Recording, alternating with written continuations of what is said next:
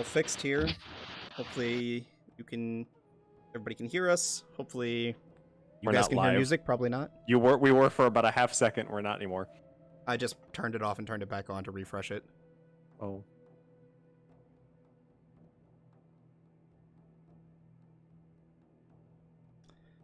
Oh, because I have the page pulled up right now.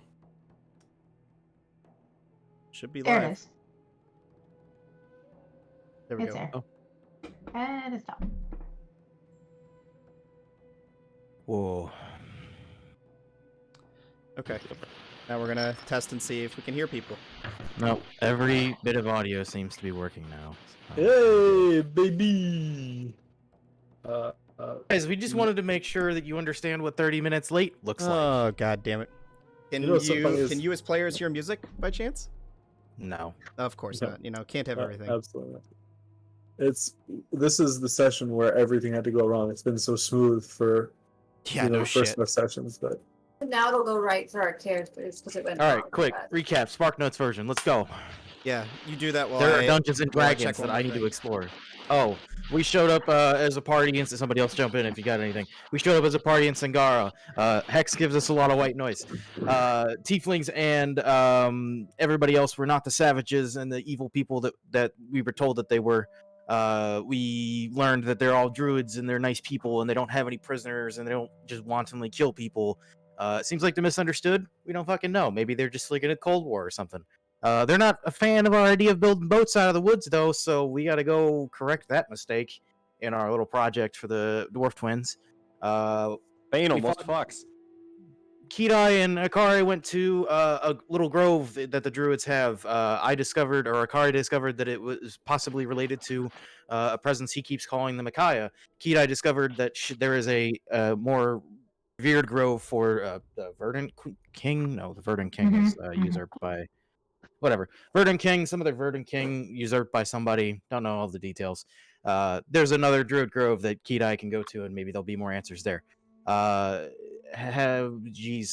names. Zamira, Fane, and Kothar all went to a fighting pit and fought, but Fane did not think in the setting of a fighting pit that it was a loyal or an honorable fight because it wasn't one-on-one, and I guess kill was taken. I don't really remember. So it upset him, and they all had a bit of a moment. We all met back up, and then we discovered that the leader of the druids here was actually Fane's grandma and raised his father. Am I missing anything, guys? That's the Spartanus version. And then we decided Gam Gam is the top dog, and we're never leaving druids. yeah, we're on the druid side. You also did forget to mention that Thane is still the most attractive tiefling you know. And that Kothar had been hiding rum. And we drank that. Oh, my mortal yeah. enemy That's exists on the the island antidote. somewhere, and I gotta hunt him down. Yeah, that. Oh, yeah. You guys don't know that. Yeah, but none of us know that, so. Okay. Hopefully we're all good to go now. I'm assuming you That guys was still a don't lot. hear anything. No. Sorry. Doesn't matter. Fix it Still later. love you though. Okay. We'll go ahead and jump into it then. So, you guys find yourselves here within the tent in which you have just caved your rest. Fane, you were just gifted your father's old sword. What do you guys want to do? Is it morning, nighttime? Morning. Yeah, we got a long rest in. You did get a long rest in. Whoa. All we need is some Dungeons and some Dragons. So, to Tresaria then. Trasana? Persona. Let's have a discussion because I think we have an opportunity here that we should not let go.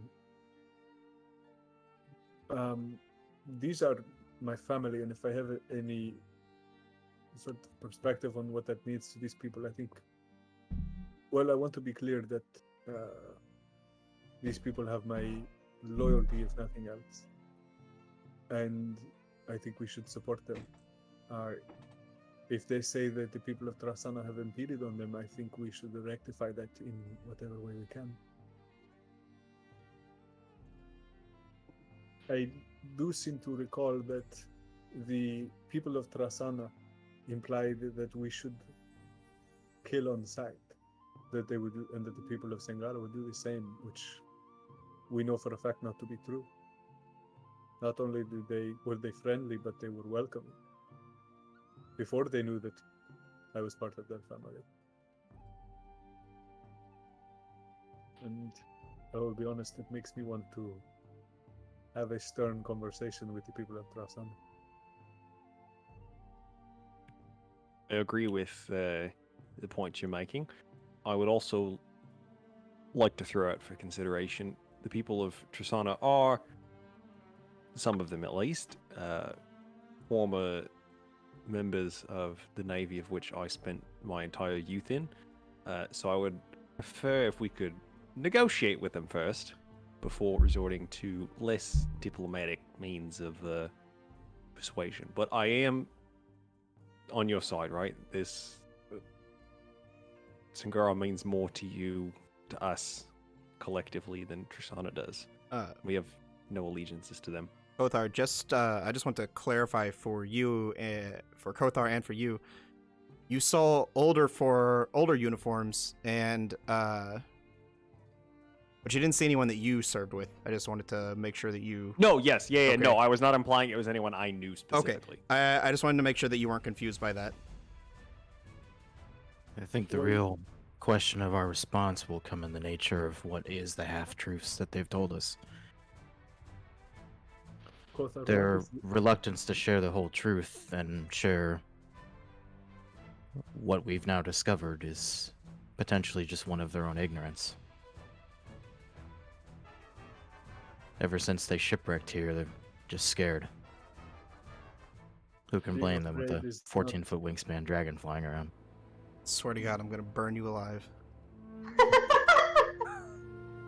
I view this from a perspective that we may have been unwilling pawns in a game.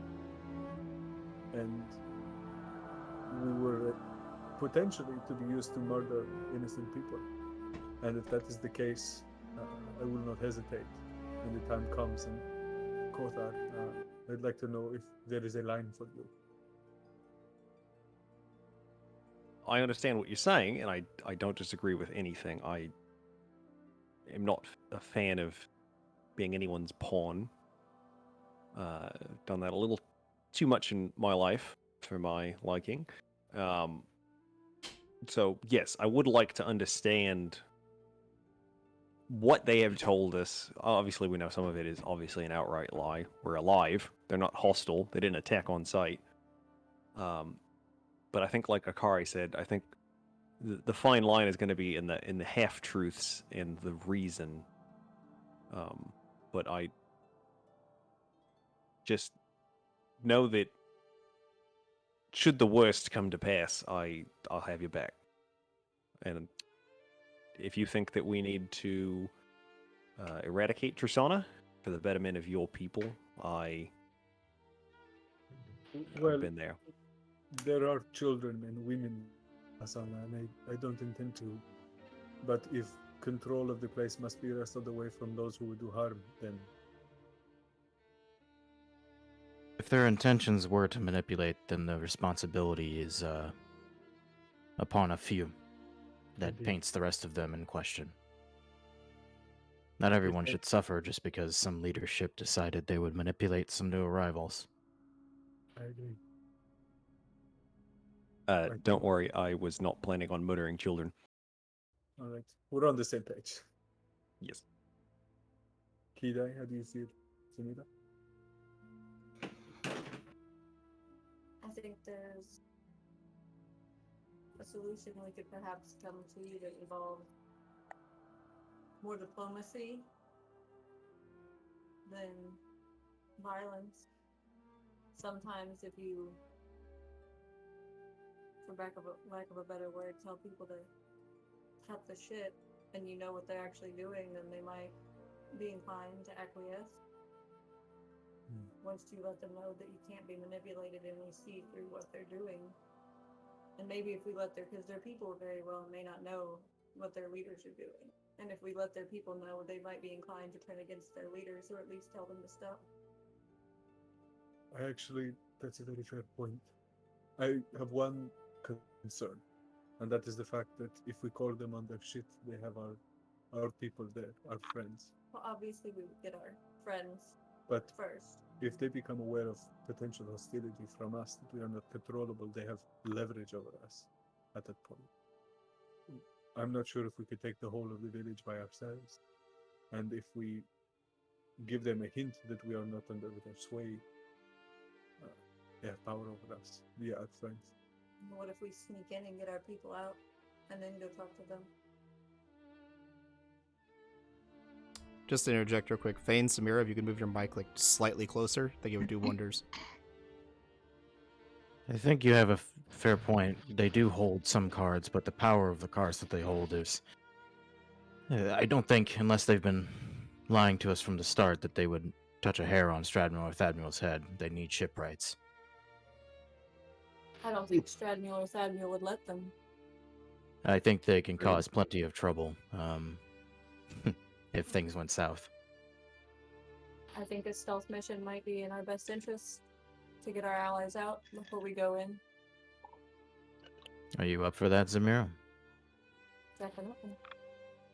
We could enlist the aid of my brothers and cousins here, perhaps to come as some sort of backup.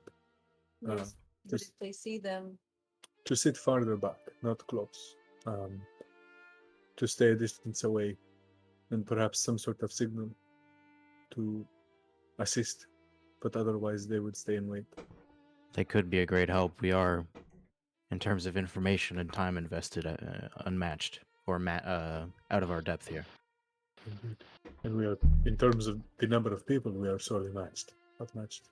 Although I don't doubt that collectively we couldn't deal with quite a few of them, but the entire village, I don't know.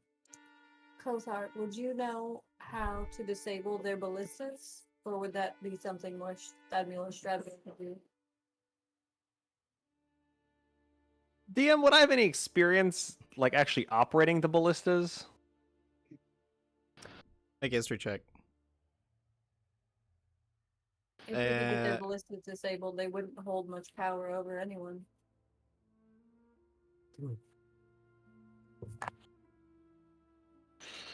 Sorry, were you about to say something about the history check? No, go ahead. Okay. 2. I have Uh, a 0 modifier, guys. What is a ballista? you never really dealt much with the ballistas. The experience you had was more with cannons, which you did see some in the campsite. They just didn't really have them like set up in any particular way. Ballistas are made of wood. Wood can kind of easily be broken. So, plan A, we smash them. I agree. I had a thought that perhaps, and this is a separate idea from the stealth mission, so forgive me for detracting from it. I don't mean to, but if we were to go in and give them no hint that we knew that they were up to something, or if they maintained their lie, so to speak, we could wait until the night, disable the ballista, at least on one side, and then at a certain hour we could signal the tieflings to approach, and if the ballista were disabled, to attack, and if not, to not attack. I think maybe it would be wisest to gather your allies, Fane, our allies. Let them weigh in. This is their conflict. This is their... Like I said, there's much history between these two places, even if it all has been just violence. I think you're Not right. certain that we alone should decide the fate of these two settlements. Although I agree that I am with you, Fane, as this is your family, and I have seen nothing but open arms from the druids here. It's still attack of any form would be a full-on declaration of war. I don't think we get to make that call, even though I we don't- do have people at risk. I don't think attacking at all is necessary. I think if we were able to get Thadmule and Stradmule to disable their ballistas, if we were able to sneak in and make sure our allies were safe, and then let them know the truths that we know, and let them know that their defenses are now disabled, I don't think that they would much have a leg to stand on. I don't think a fight would be necessary. It's possible. I will call Fralia, and it is Fralia, right? Yep. I will call Fralia and perhaps Andraxis, and we can discuss further. What's your opinion, Kita? You haven't weighed in. I mean, I'm a simple cook. I don't come from a very political, very tactical driven background, but we came here fearing the worst out of ignorance. And I think, like you said, there, maybe some of that in the chain that sent us here in the first place. So I don't know. I kind of agree that I don't think a fight is really necessary. We can stop that before it starts, but I'm also on the side of these people, of Fane's people. I don't have any connections, any life to go back to. This seems as good a place as any to me. What if you're right, we are on the side of these people. What if instead of telling your family to attack when they come with us, what if once we make it safe, we're able to get our friends out and the ballista's disabled? If we could make them recall their ultimate bluff and we bring your family in and show the villagers there that they mean no harm, that they're not savages, that they're coming in and they're peaceful, they would have no retort if these people who they were supposedly defending their lives against were standing there not attacking them. Unless good it was point. purposeful. Right. But we didn't die. And then, well, the Kidai's point is that if they run out of excuses, they will simply show their hand. They will be violent for no reason at all. So, but if we have enough force and they cannot assault, then they will be powerless. So it is possible. And I'll call out to Thalia and I'll say, grandmother, do you mind joining us? Yes, my dear. She hobbles her way over to you. I will sort of. I won't be too familiar yet. I'll say, Fralia, we are discussing our plans for Trasana, and we wanted your input. I've been listening. Well, you know how I feel then, and well, what is your wish? It's not my choice to make. You have to take that up with Kythos. He is the leader of the village. Could you offer your perspective at least, or perhaps what Kythos might say, or how at least you feel? I am normally the voice of reason in these matters, and it is my understanding that Kythos will not want to get involved. He does not want to put more of our men to war when we've already lost so many just from their scouting exercises, they call them. So, you would suggest pacifism in the face of pillaging and murder? I have prayed to Maeve time and time again to bring her wrath down upon them, but yet they still stand. Do you think if somebody found Maeve directly, that she would be able to help? I suppose so. I'll kind of But, look I mean, to the rest of the group. She hasn't shown herself to a visitor in hundreds of years. It would definitely be. It would be a feat, to say the least. Well, like we spoke of, I mean, I'm searching for her already. So, either I don't get cured, or we don't get to ask a favor of her, or pass along what we know, I or understand. just let it go by. I mean, I will tell you that Kaithos is a proud man, and he has retaliated in the past, and that is why I say I do not think he will be keen to a show of force. He won't want to put any more of what he considers his children in harm's way. He does that very thing by doing nothing. Is that not true? You are dying, are you not? We defend our village. We send more warriors out when we go hunting. We've taken precautions. But to what end? That's a war you cannot win. They will grow faster than you, and if they kill more of you, even one more of you each day, they will outnumber you by far too many in the not too distant future. I understand where you're coming from, but as I said, it's not my decision to make. Then we speak with Kaithos. Andraxis in the past has attempted to talk some sense into him. Perhaps if you speak to him, he could speak to Kaithos for you, or perhaps bring him along. I'm capable of speaking for myself. I And I understand. think my friends are as well. You say so. Let's go find Andraxis. I would also like to say there is the possibility that we do not involve the druids as we're walking out to go find Andraxis, that we do not involve them if they don't wish to be. Fane, you are kind of the master of your own destiny. You can pick what you want regardless of whether they join us or not, if you think it's going to better your family. If they are too passive to do something about it, what my heart says is to leave them to die.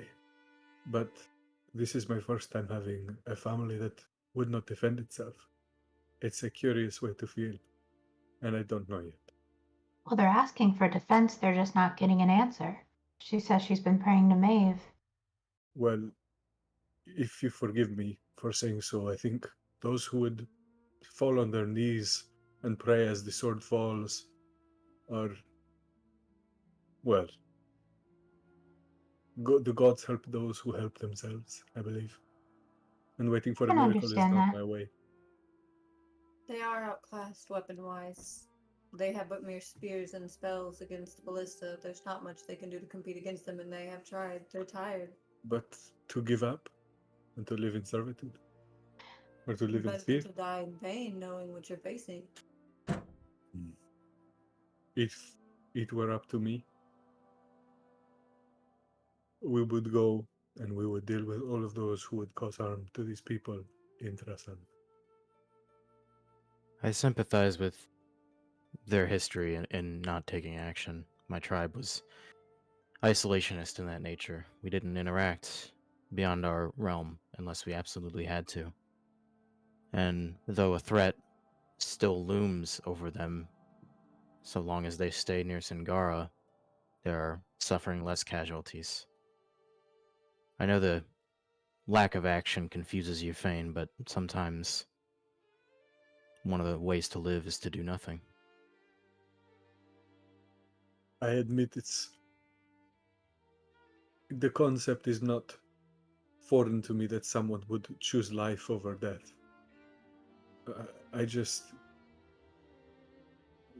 The consequences concern me to live under heel in such a way. It's not a free way. We'll see what Kaithos and Andraxis have to say.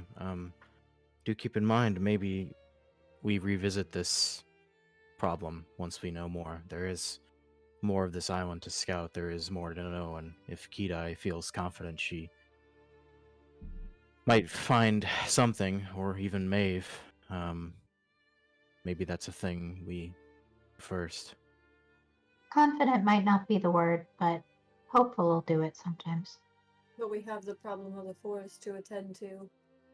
We have to go back to stop them from cutting down the trees. I might be able to help with that, actually. How far away are they, DM? Who? Tristana. Tristana is roughly a day's travel north and then directly across that very wide river, but it's more of like a 3.5 to 4 day travel to go back up through the wetlands and kind of cut back that towards their village. And what They- if one were flying? Say that again. And what if one were flying? I What mean, if if you're I flying used a day and a Animal half, messenger. if you're flying a day and a half, Is that possible to send an animal messenger? you are a druid. Well, I mean, I'm asking if it'll make it that far. 50 miles in 24 hours for flying. So, yes. Okay.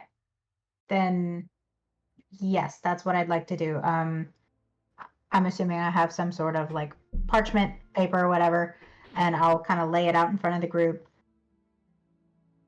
You're all a lot better with words than I am. What would you like me to write?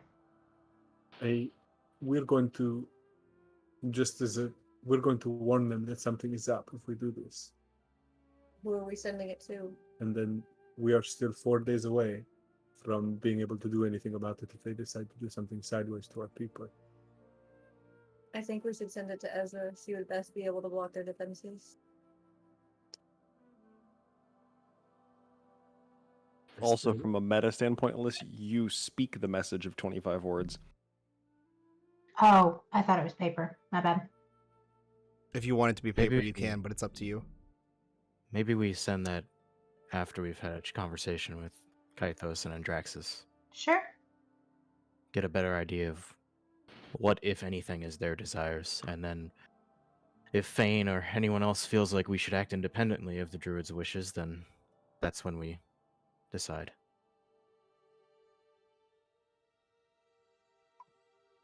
Works for me. No. So who are you guys going to look for first? Andraxis. Okay. Been walking around looking for a big, tall tiefling. It doesn't take you very long. You got one. He's right here. The other big, tall tiefling, because there's some He's crazy looking for the bigger, red Bigger, one. taller, Mental more Staria. cut tiefling. Damn. Fuck you up, Zach. The tiefling that won in the arena, Oh. Me? honorably. I'm kidding. Oh. You guys spend about 15 minutes wandering through the village campsite here before you eventually find Andraxis as he is coming back in with Yalis and Garthor from their morning hunt. Is he sweaty? He is sweaty, yes. Good. Kind I of call out and glistening in the say- sunlight. Beautiful. I'll do some jumping jacks on the way. Get kind of sweaty too. That's fine. I will call out and I'll say, Andraxis, Yalis, you have Ah. a moment. Good morning, Fane. What can I do for you? We have something serious to discuss if you have a moment. I always have a moment for you.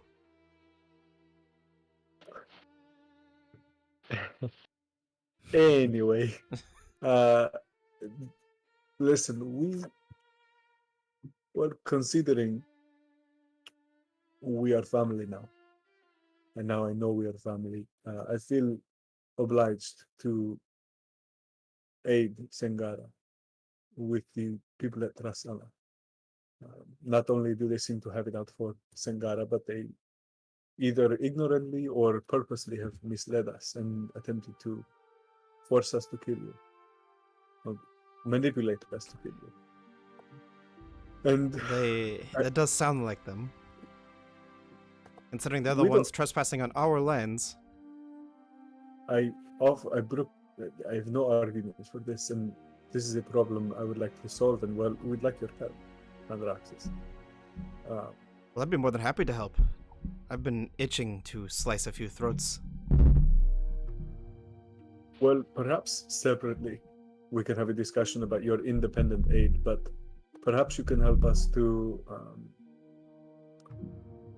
convince Kythos to join the effort, and perhaps in concert. That's another problem in itself. Athos lost his son in one of the hunting accidents. Being it as his own, he sent many of the village warriors off to raid the village of Tristana. Only few returned, myself being one of them. We were led like lambs to the slaughter. And well, and then he summons his blade. It's when I decided to venture out for a way to protect myself, and I found this. Well timed. Well, Unfortunately, perhaps our brothers in arms were not so lucky. Myself and Garthor, the only ones that returned. Honestly, I think it's the reason why he's so quiet.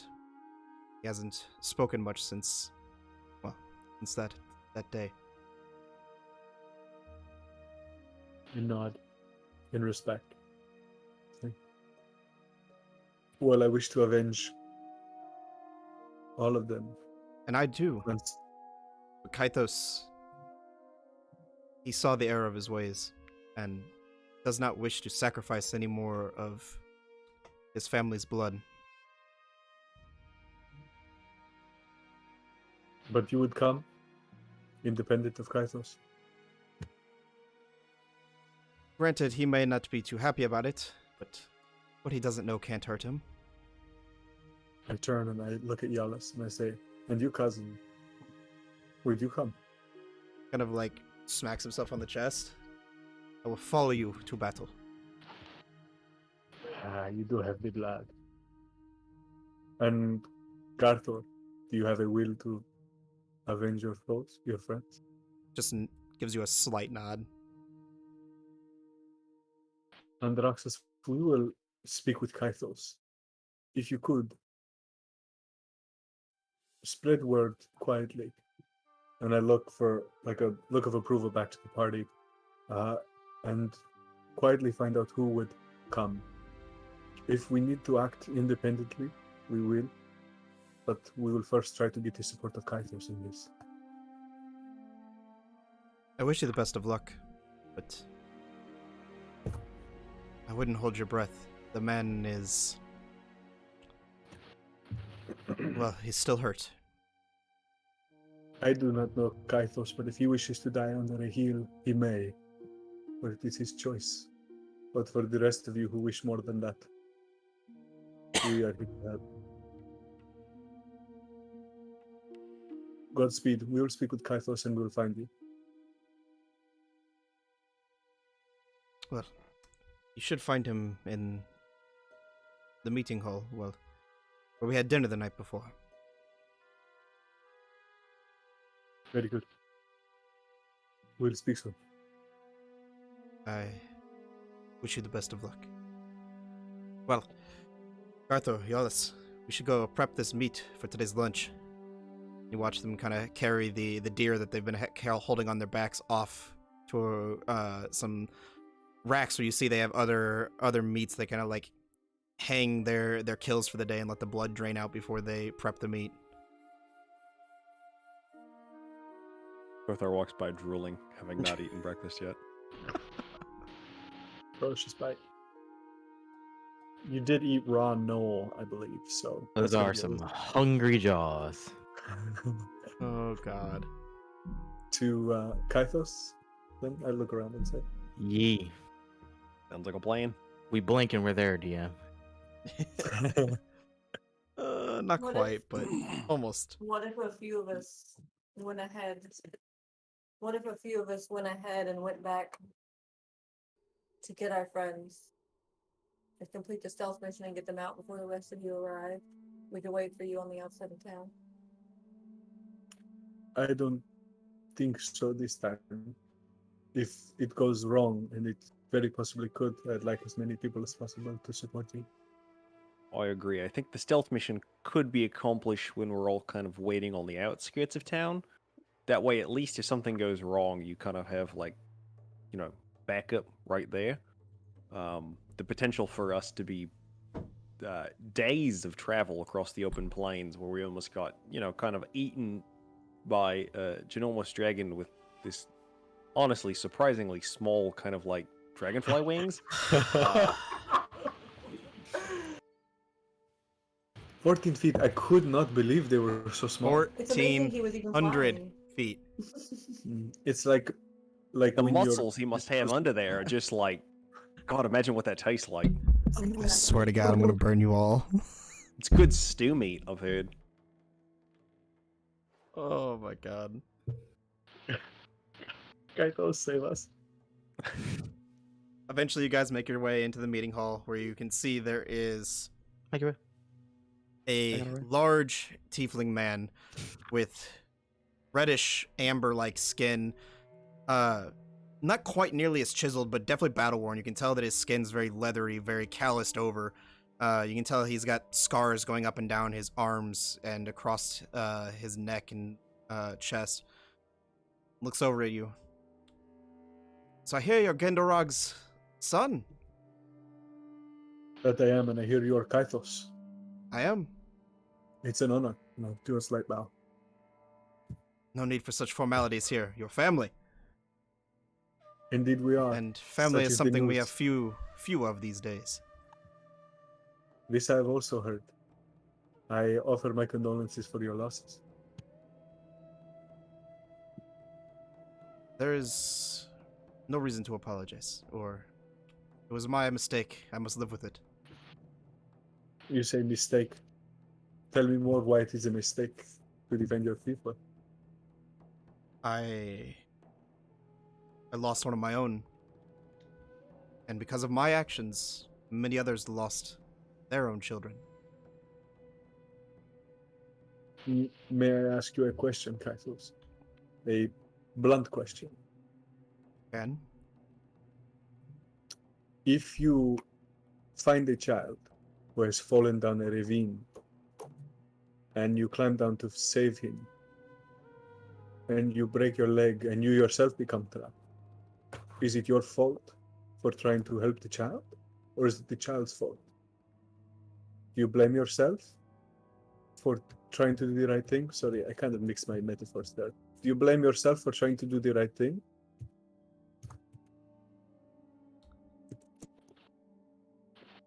no matter the outcome, it was my fault. I was the one that had to look the families in the eyes and tell them that their children were not coming home that night. That their loved ones were left bloodied on a battlefield, outside walls that were built from our very own forests. Kratos, I will be direct. There are people who would infringe on you, who have infringed on you, and you struck out in defense of your own people and you call that a mistake. And I fear that you do so out of trauma. You do so out of fear of losing another, but I say to you that you have already lost. And there is no reason to stop your fight to defend yourself. To give up is to accept the heel, to accept living under the sway of another.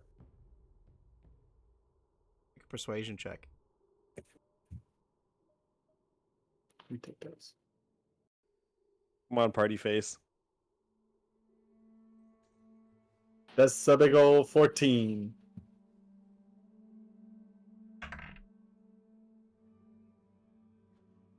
I understand where you're coming from, and I can sympathize with how you feel and how you see things. But I have to think rationally, and for the betterment and future of my people, if I were to send the last of my hunters off to war, even at the aid of you, who I've heard that a lot of you are capable individuals, what happens when none of you return, and my people have no hunters, no warriors? And then the people of Trasana decide to march down here in full force and wipe out what remains of our small village. The druids can only do so much. Better to die on your feet than live on your knees.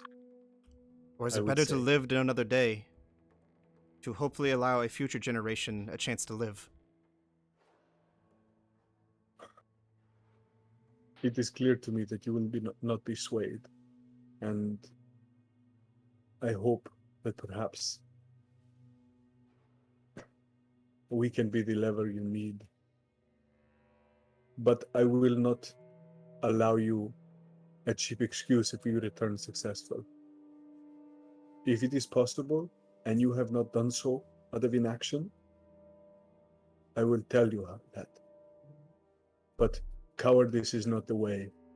You accepting subservience to another, to an invader in your land, goes against what my father taught me. And if my father was one of you, then you are not like my father. Is it cowardice to want to protect my people rather than send them to their deaths? It is have- cowardice to accept the lead. No. It is called being a leader. You have to make the decisions that are smart. I sent people off as a vengeance when I lost one of my own. When I should have waited, we should have gathered more information. We should have gathered more intel. And now I have to live with that sacrifice. I have to live with the choices of my actions. I should have been the one there on that battlefield that day. Not them. You have the chance now. You also have us. And if I may so be so bold, I think that we would do everything in our power to make it that no harm befalls you or your people. You say the druids can only be so much, but we are not druids. Well, except for Kida here, of course. Nothing wrong with being a druid. I think you're amazing. But we are more than druids, and we are offering you our help, and you say you should have been there. Well, come with us now. He kind of looks down at himself. Do I look Be like cautious. a man that could do very much on a battlefield in this weary body? You have spells. You don't have to get close. My dear, I am no druid. Now you kind of look like a dog with its tail between its legs. You sure Jesus. do. A pack of lions with a kitten at the helm. Very well, Kythos. But You may all remember my call- words. You may all call me what you wish, but at the end of the day, I'm the one that has to look out for the betterment of my people. And sending my people off to die is not for the betterment of my people. Kythos, with the way you speak and lead this tribe, I think you dying on that battlefield might have been in the best interest of your people. You're not sure So that's there is such a something we could I- agree upon. I will give a nod of absolute admiration and respect to Kothar. And I will say, very well, Kythos. When we return, we will speak again. If the 5 of you, before you leave, have some sort of plan, have a way that there are less casualties, or if you can merely take care of them yourselves, I'll ensure that you're well rewarded. You'll be well taken care of while you stay on this island, but You have got to I- be kidding me. I will not be sacrificing my own men. You are It not... is a coward who waits until victory is assured to do battle. As I said, I will not be sending my own. Whether victory is assured or not, it'll be your victory, not mine. I think that's the first thing we've agreed upon all day. You may be blood of my tribe, but these here are family, children, loved ones that I've grown up with, that I've cared for years. I do not wish to see another one of their blood spilled. You have already relinquished your right to decide that by being a coward. Again, And I Difference will of walk opinion. out. It's mic drop. Kythos, I respect your authority as the leader of this tribe. However, your continued indecision, or as my friend might call it, cowardice, has already doomed your people, whether it be today or tomorrow, whether you know it or not. And I'll follow Fane.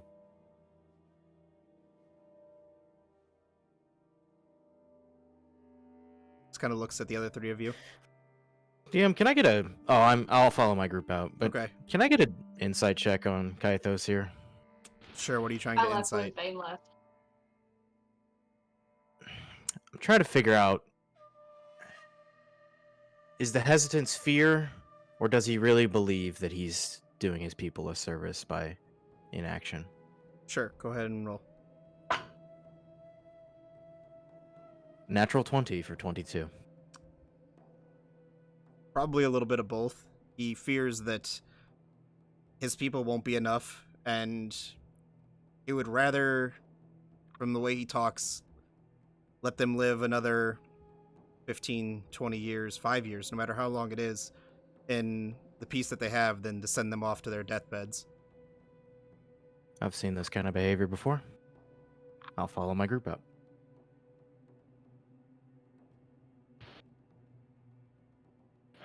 I'll be sort of standing there, and as Kothar emerges, I will give him as close to a hug as I can, like a quick, just like A bro hug. a bro hug, not too long. Just do like the sideways forearm though, like the little It, yeah. I will, and I'll sort of like I try and do like a headbutt, but it's more like a to the meat of the chest. I Motor hope I boat. didn't say anything out of turn there. Fine. I understand No. this is your tribe. Not at all. Oh, coward. It had to be a coward. It's. No, nothing out of turn. It only gives me that much more desire to solve this, improve him wrong. So should we go then? Should we start making our way? Taking away. I do Before we- think there's a certain level of wisdom in his words, and couple that with what Freya said. Reaching out to Maeve, but she takes no action. Either she's incapable, or there is a reason why. Or they're reaching out from afar. I agree. I also I I wonder. oh, No, go on, DM. I will remind you guys that at the end of last week's session, Freya mentioned to you guys that there was a sickness, an almost like cancer-like plague that was spreading throughout the forest. Mhm. And you all have been well informed that Maeve is a spirit of the forest. Hint, hint. New plot thread. I also, DM, correct me if I'm wrong here. It's been a wild couple weeks. I also am curious. We've seen Zamira, remember, on our journey to the cave to fetch our friends at the first. And other unaccounted smoke trails from neither Trasana nor Sangara. Correct. This was more like a single campsite's campfire. I know it sounds crazy, but we've all seen some pretty crazy things. I wonder if that is a potential ally. Or somebody that knows more that isn't tied to Sangara or Trasana. I think allies are few and far between on this island. Well, I'm that's not willing- what we learned so far. It's true. We have a whole entire tribe of. Yes, but aside from them, I'm not sure how lucky we're going to get. If It's just an idea. Kida, you say you can send an animal to send a message, correct? I can certainly try. Perhaps not to Trasana yet, but if we were to send word back to Andraxis when the time was right, spend a bit of time, gather more information, and then petition them to join us when we I can knew. do that. That way we don't have to bring them with us immediately, but we could maintain innocence or ignorance of the plot of Trasana and then wait for them to arrive and then spring a trap if necessary. But how are we going to stop the cutting down of the forest? Well, I think Sorry to interject. I think I might have something for that. So last night, the feast, when my captain pulled me away, he shared an interesting tidbit of information with me that I think you all might want to hear. And I'm assuming we've left the banquet hall and we're in like a I mean, yeah, vaguely- you guys already said you left, so I figure you're kind of meandering through town right now, but kind of keeping to yourselves. Yeah, I'll make sure that like we're kind of oh, no one's gonna fucking know. Whatever. Do you remember how I described to you all that I'd been stranded here before by a man and Wasn't sure if he had survived or not, or what had happened to him. Yes. I guess for worse, Captain has spotted him, kind of just south and east of here, in the lagoon, with a, and I quote, a few ships already constructed. I don't know of their seaworthiness, but they are currently floating in the lagoon, which is more than we have. So that could be a point of leverage. We don't have to Oh. explain all of it, but I think even the small idea that there might be vessels already constructed on the island could get them to halt their chopping of wood. It's. I agree. That's valuable. Are you concerned about this fellow? Absolutely. Is he dangerous? 110%. I mean, this is the man with a fleet of 3 or 4 ships, took out 15, 16 Zartalos Navy vessels. So not to be taken lightly. Fortunately, no. I I have wonder an if that idea. could be a middle ground for the Druids and Tristana. I'm not sure the Druids want to leave, though. No, but they can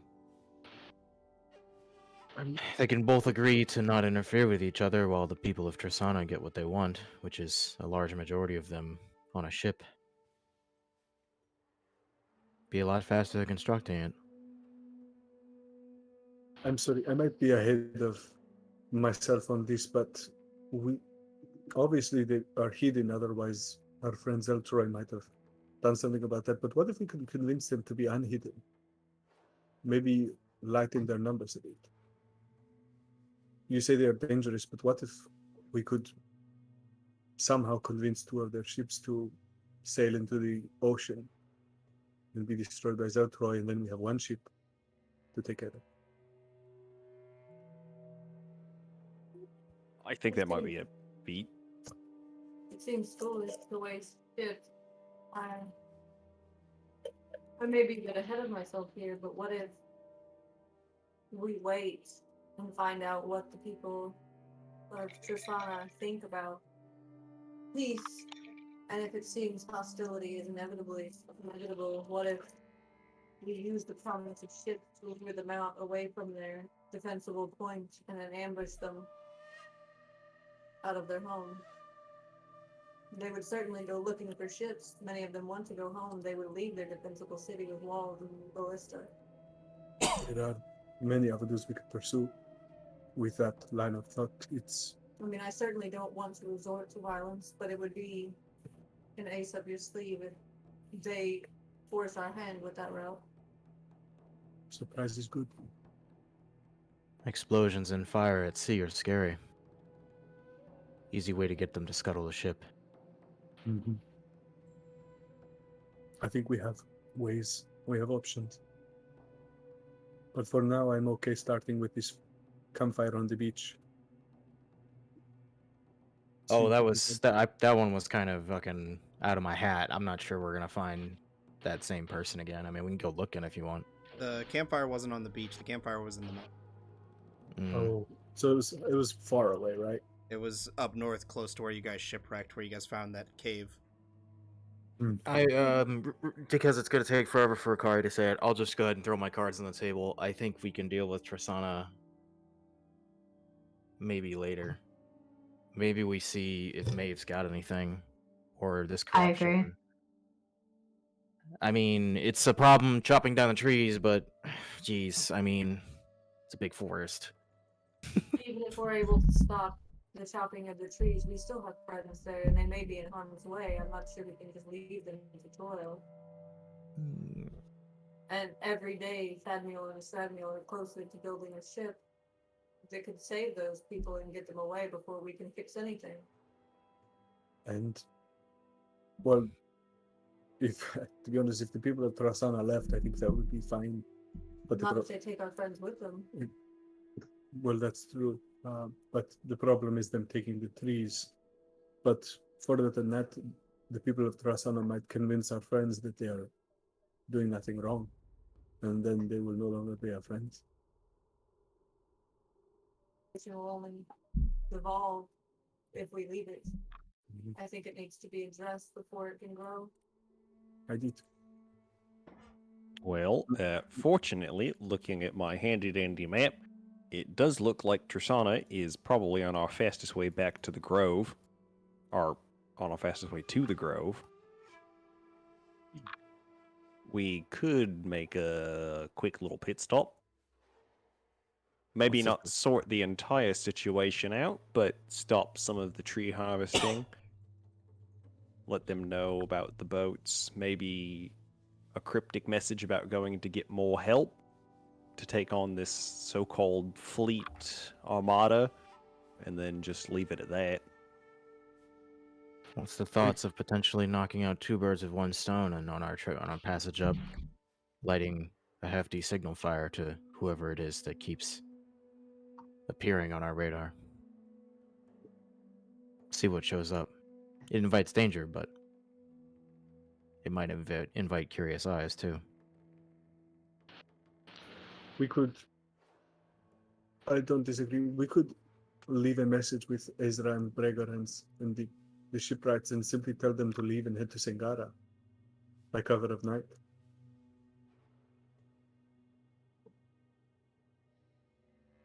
We could, yes. I think if we're gonna do that, we should do that while we're at Trasana, just to make sure they can escape. They can head south to Sangara. We can continue north to the mountain range and then towards the Grove. At least at that point, we'll be holding all the cards. That might fuel hostility, though. If they were to leave and go to Singara, the leaders of Trasana would be able to spend that the tieflings may have captured them or killed them or anything. I At mean, this they could point- spend it for their lives. At this point, we have priorities though, to protect our people and to solve this problem for Sangara. And at this point, the most vulnerable are the people in Trasana. There are many different options, but for me, I prefer to get them out of there safely before they can be used as pawns.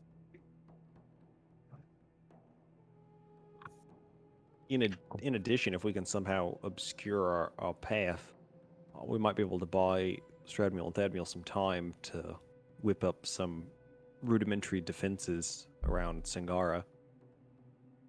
I don't imagine they'd need long, just, like half day a day and some wild imagination.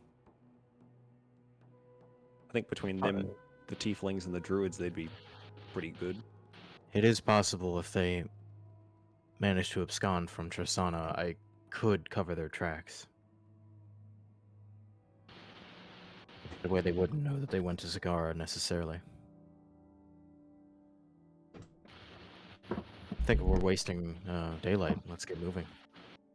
Let's We're going to speak with move on a them. kind of a night, though. We should wait for nightfall, I think, to move, considering Zeltre likes to hunt us in the day. Oh, yeah, fair. But I'm willing to spend an idle day, but I'd like to speak with Andraxis first. So can I shuffle my way along to Andraxis? Shuffle your way. Shuffle my way downtown. Eventually, you do find him. He's still at the same place, kind of prepping the meats, getting their kills for the day prepared for meals later that day. I'll say, how goes it, Andraxis? Probably better than you. I already know what he This- told you. I have no doubt that you do. It was as you said. It's pointless. I thought perhaps that there was more wisdom in it, but I see only a scared man. I respect Kaitos with all my heart. One hell of a warrior. And I respect his decisions on how he decides to lead and protect us. Does not mean I have to agree with them. But he earned that title. It was not given to him. You don't think he was changed by the death of his son? Everyone's changed whenever they lose something so close to them. At least a little bit. I don't disagree. I certainly don't. But are we not called to continue to be our best selves? To be as true as we possibly can, in spite of the pain? Some it is easier than others. I think if it is you're not capable of such challenges, well, you ought to retire, don't you think? I believe he's just tired. He's worn out. He'd rather live Even his more rest of reason. his days in peace than in war. He would live out his last 10 years, and by doing so, sacrifice the next 60 for your children. Is that what you want, Andraxis? Well, no children yet, but maybe someday. But Your I children's understand. children. I understand what you're your saying. friends' children. As I said, hopefully one day, when whoever takes over the village, have a different mindset. And who knows? Maybe one day we'll be rid of the devils to the north. If I have anything to do about it, to say about it, That felt a will be lot like soon. foreshadowing. Sorry, go on. if I have anything to say about it, it will happen soon. And afterwards, I will come and speak to Kaitos. I wish you all the best of luck, and I will offer any aid that I can. Can you lead Andraxis if Kaitos is unable? Could I? Yes. Do I want to? I don't think so. The best leaders are those who do not wish the task. Have you not heard this? Can't say that I have, but Well, it is true. it's not a burden I want to bear. Hmm. If the Think village on were it. to ask it of me, I would happily accept, but not something I would willingly take. Very well. Well, we set out this evening, and on our way we will stop at Rasana. If we were to get a message to you, could we expect your support? I would be on, well, I would make my way there as fast as I could. And I guess so. so long as I have the cover of nightfall, we can cross the river by flight. Indeed. I think it would be very quick for you. We will send a message with instructions. When the time comes, bring who you can, but not too many. We will do what we can. Thank you. Oh, headbutt him. Horn clap. And then I will take my leave and go rest the day away. I'm just gonna spend the day working out and meditating and doing some wood carving. Okay. Anyone doing anything specific in this time?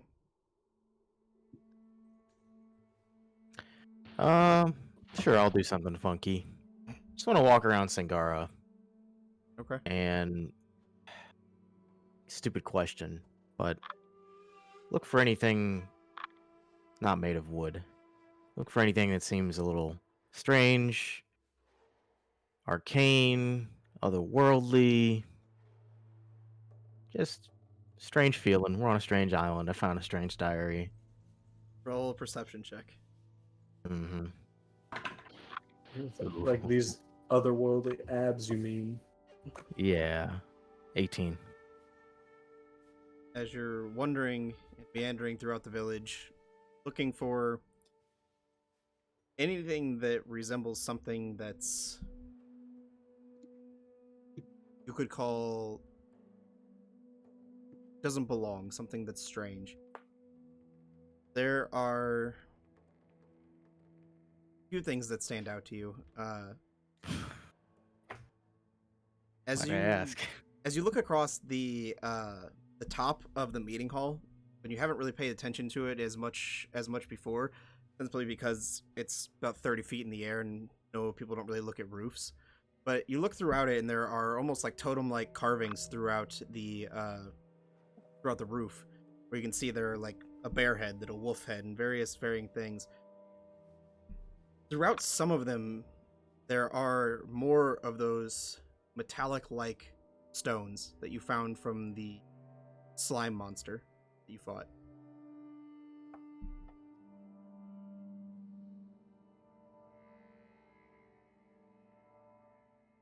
Okay. I gotta admit, I'm kind of confused by that one. Is it just like as if they've hunted those creatures before? Just like held in their mouth.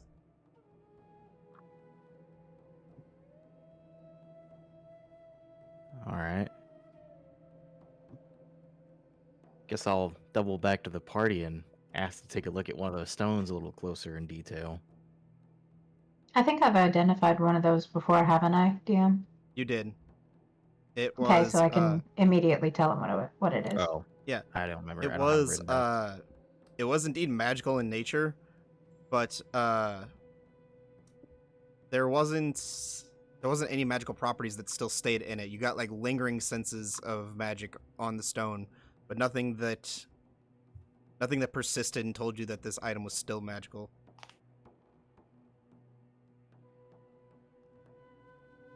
Cool. Just went on a little kindergarten sightseeing tour. Actually, I was going to say I'd like to go with you if you're walking just kind of around. And Sure. when we get to the spot where we met Freya, the sort of like, I don't want to say druid area, but druid area. Grove. Yeah. Grove, yeah. I'd like to find a nice spot, nice sunny spot, sit down and try to connect with Maeve if I can. Okay. Roll percentile dice for me. I will actually Oh. join you in this. Okay, are you rolling? Do I do I don't know what that means. You just roll percentile Okay. dice. You want me to as well? 56? Nothing happens.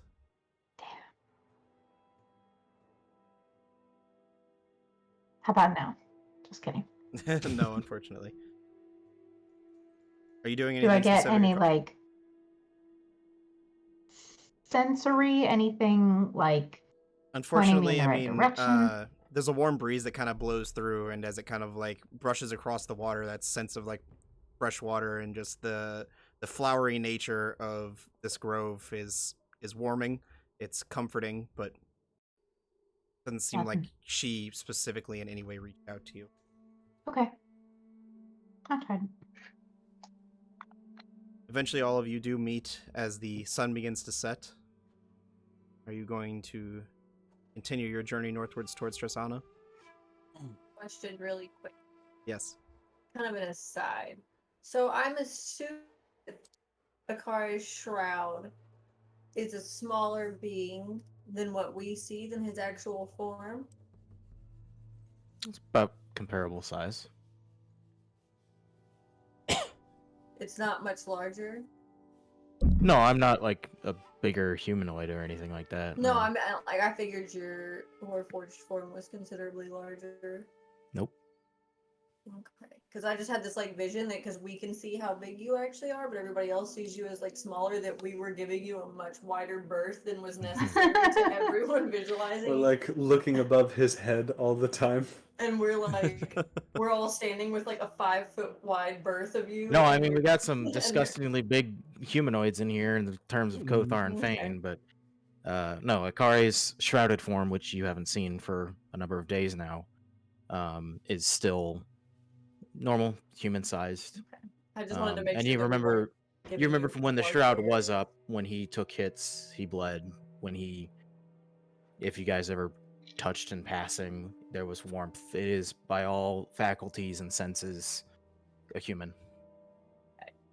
Point of order: Fane is not large. He's just larger than life. He's just big as hell. He's like 6'1", 6'2", and just like Yep. sexy. We agree. Thick dad. Sexy. Yeah. But Kothar is Daddy. large. Kothar is Kothar is fucking 7'8". Yeah. God. Kothar is considered large. That's a big Yoshi. Oh, I'm considered large? Oh, you're gonna give me double dice weapons? No. Oh. Then Big Yoshi. So are you guys All right. continuing your journey northward Yeah. in the cover of nightfall? Yeah. What is your What to pathway do? you are taking? we need a map. Probably the way back. I would imagine back through the swamps up and around because we don't have any way to traverse a mile of swift river. Do we? It's the river is a mile wide. Is that the widest point?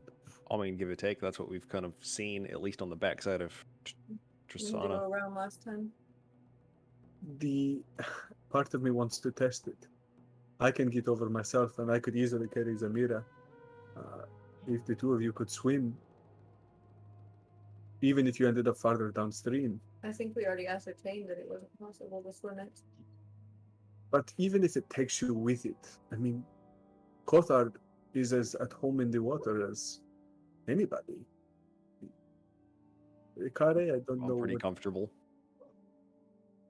I mean, Kira, I believe I think is actually a fish.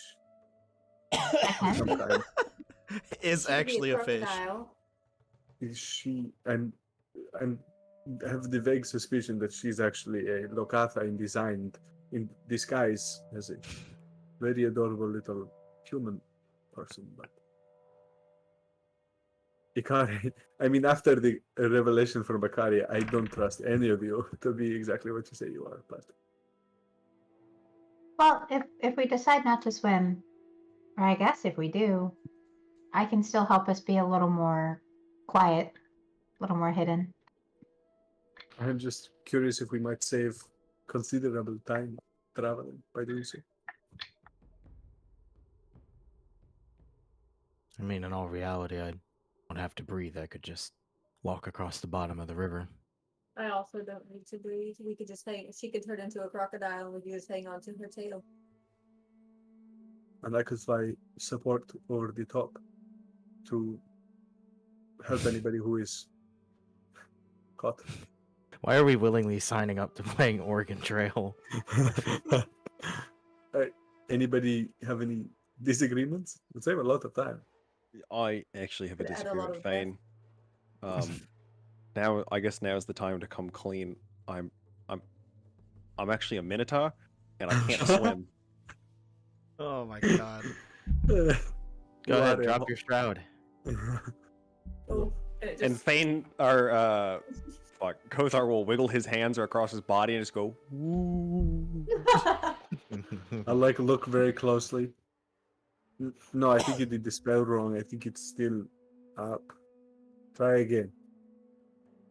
No, it's down. I mean, Akari can see it. Blink of time.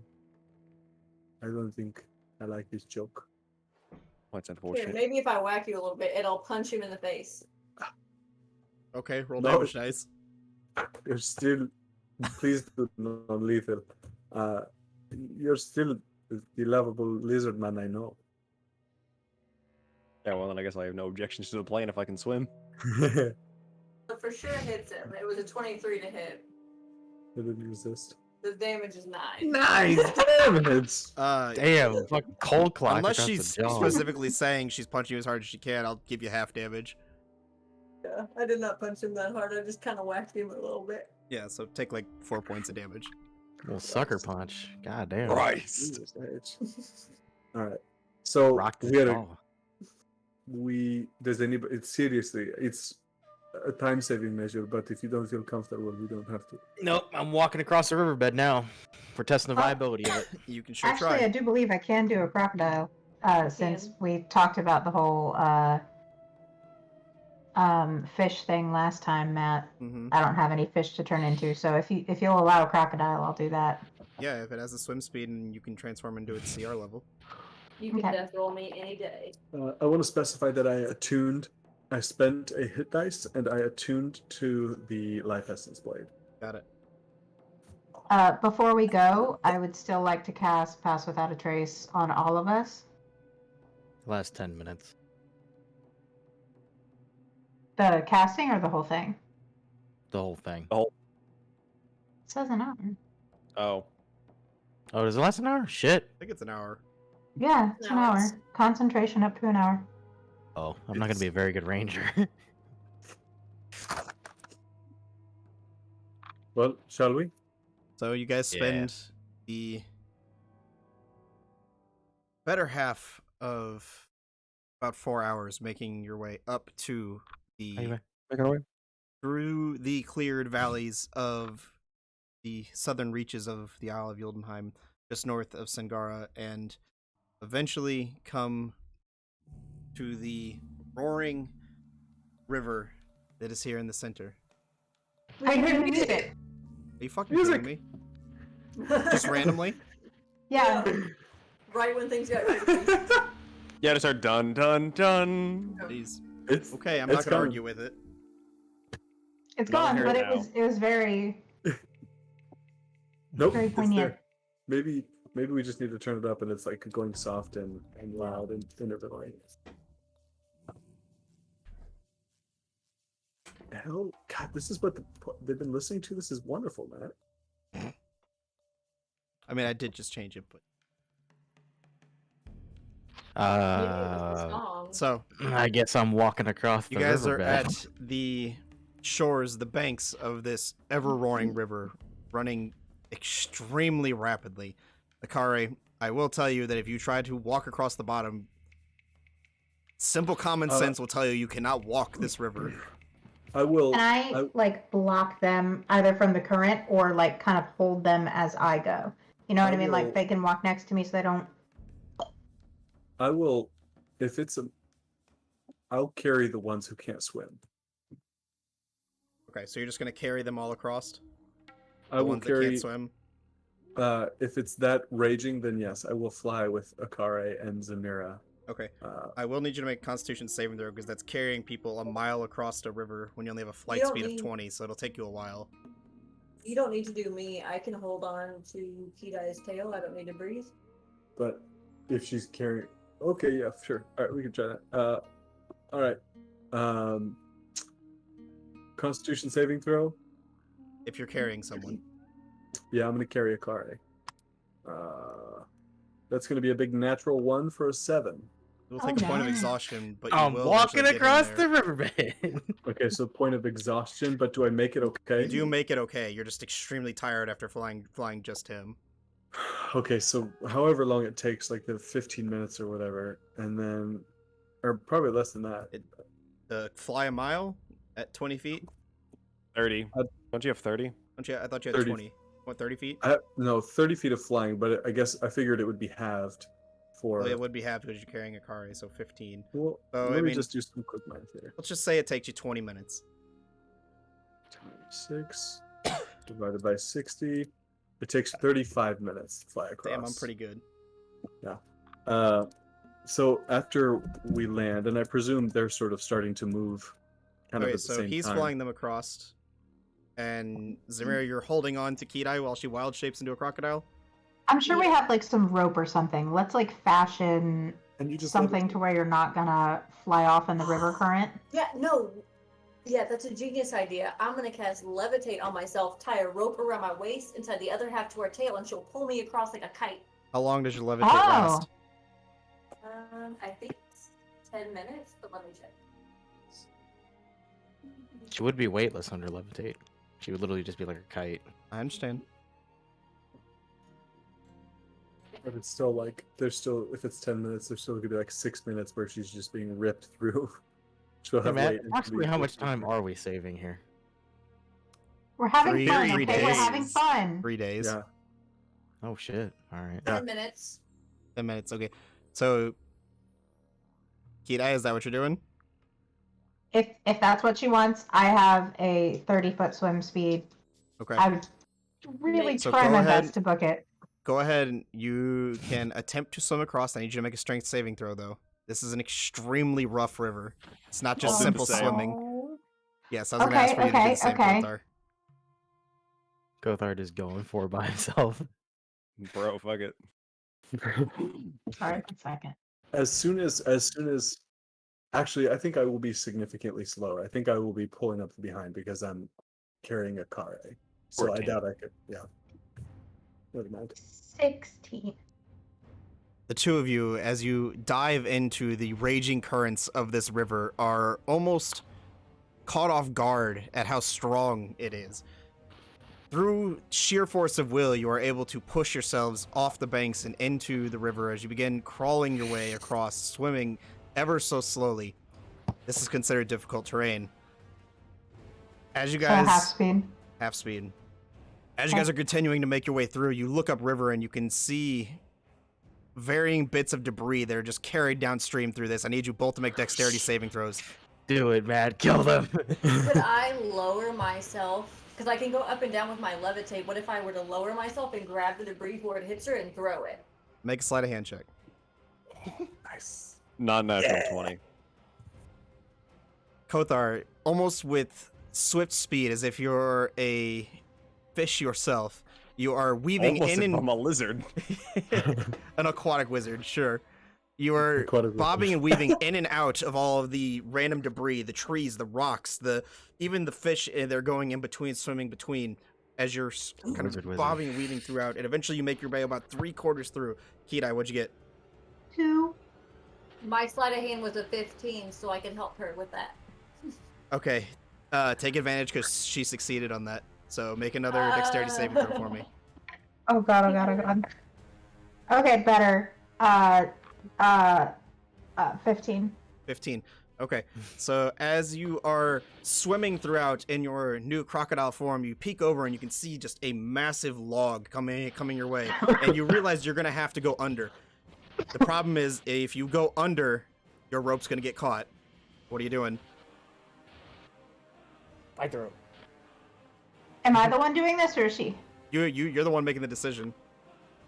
You either getting smacked by a log Oh, or it's- going under. It's coming at me, but it's not going to hit me. It's not going Can to I hit you stop if you and dive let under. it pass me? Okay, you can turn around and swim backwards and try and let it swim past you. Easy enough. So you turn around, stop for a second, almost trying to backpedal a little bit, and just this massive log comes flying by your face at almost like 60 miles an hour. Jesus. And then I go, I haul ass. Okay, so you continue making your way through this raging torrent, and eventually you can come to the very edge of it, but then you feel a weight as Zamira's levitate ends, and you can feel her crash down into the water behind you. I need you to make another Okay, strength saving throw. I don't need to breathe. It's okay. Don't worry about me. DM, if you'll allow, That's a natural I will- 20. Yeah. I don't have to. They're badass women. With the strength of your crocodile, you are able to, in those last few moments, push your way through the water and pull you and Zamira up on shore. That was one hell of an intense game of Frogger we just played. I will drag us both up, unwild shape, Just- and just collapse next to her. That wasn't so bad. I will at the same time, like roughly the same time, like land and like tumble down and just sort of lay on top of Akare and just like with my face like up against his cheek like this, I will just say, "You are so much heavier than I thought," and I'll just like slump on top of him. I'll just like dunk dunk on his back. It's funny, and then I will roll off. Next to Kidai, I'll just kind of like flop my hand over, all exhausted, and like tap him and be like, "Good shit, good shit." Like fist bump, little fist bump. Yeah, we'll do the side fist. Like bump. the babyest fist Um, bump. You're just like, And then you all look towards the shore, and there's Kothar just like fucking roided out, ready to go. God. Kidai, Zamira, as the two of you are catching your breath, you can hear a rustling in a bush maybe 60 feet away from you. And 14-foot wings. I will do the whistles that Akari taught me. I will immediately stand up and scan the area. Take a Are perception we, check. point of order, are we in the same area as them? Yeah, you guys are all within the same Okay. general vicinity. Roughly. I would imagine if you're flying, you would have kind of followed whatever path. That's fair. Natural 1 for 4. Or, sorry, 5. Ooh. Looking across the landscape, Better than on an arrow. you can see a small opening in the trees, but Wait, how did... nothing there. I hide.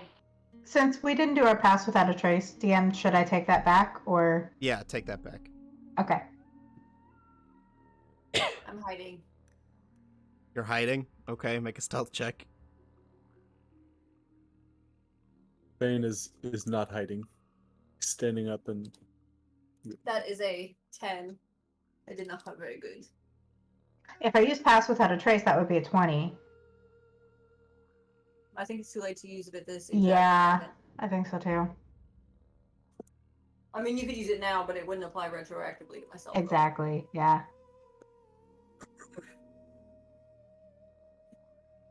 I'm just standing and waiting, I guess. If someone has indicated that something's coming. I'll stand beside Akare as he's scanning and I'll say, do you see anything? I don't, but there is movement. Should we find out? Clearly knows we're here. I'm imagining DM like rough tree line / foliage line, right? Correct. And there's kind of like a small there's a small section where maybe about 10 foot wide that looks like the trees kind of open up into a wider area. Just give it a minute. We can go in, but I don't want to walk into a trap. I do. Well, if it's an indigenous creature, it might come rushing at us, so we wouldn't have to enter into its... Hidai, Samira, you can see small bits of smoke begin to rise over the top of the treetops. Oh, son of... I'll just point. I'm gonna do the like a hand symbol for smoke. As we sort of stand there, I'll say, Akare, when you look, what are you looking for? What do you mean? I can hear things with my ears, but what are the sounds to listen to? What tells you that something is there besides that isn't the noise of the jungle? I'll say this quietly, by the way. There's a way, if you... It's easiest to practice at night. Diana Ray will teach you. I'll teach you if you like. But at night, you close your eyes and you listen. Yeah, I don't know what that was. Yep, music. Music, again. baby! Getting small hints of it and then it's gone. So weird. You close your eyes and you listen, and there's almost an ambience to the forest. Once you have that baseline, you can recognize, added on top of it, rustling, movement, shifting of branches. Even if someone's trained to travel through the woods without leaving too much of a trail, you can still pick up on it if you listen hard enough. It's like a discordant note in a song. Something that lays on top of the rhythm. There's a almost silence of sorts, like the silence between notes that makes music. I think I understand. But Well, it's very evident that what I had surmised in the village might be true. It seems we have an invitation.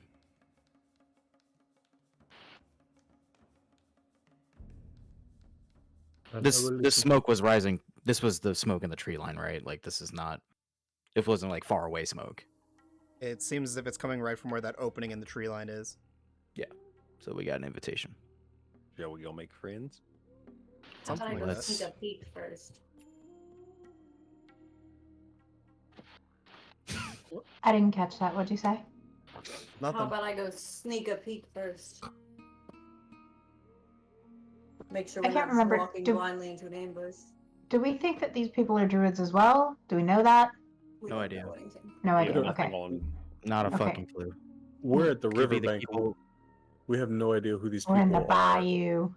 at Oh, all. bye. But Matt, where did we come out? Like on the map? Give me 1 second to pull it up and give you an actual location. Sure. So if you see right where the basically like right where the river begins to bend down to the left of Trasana, you guys are probably about half day's travel outside Trasana right there.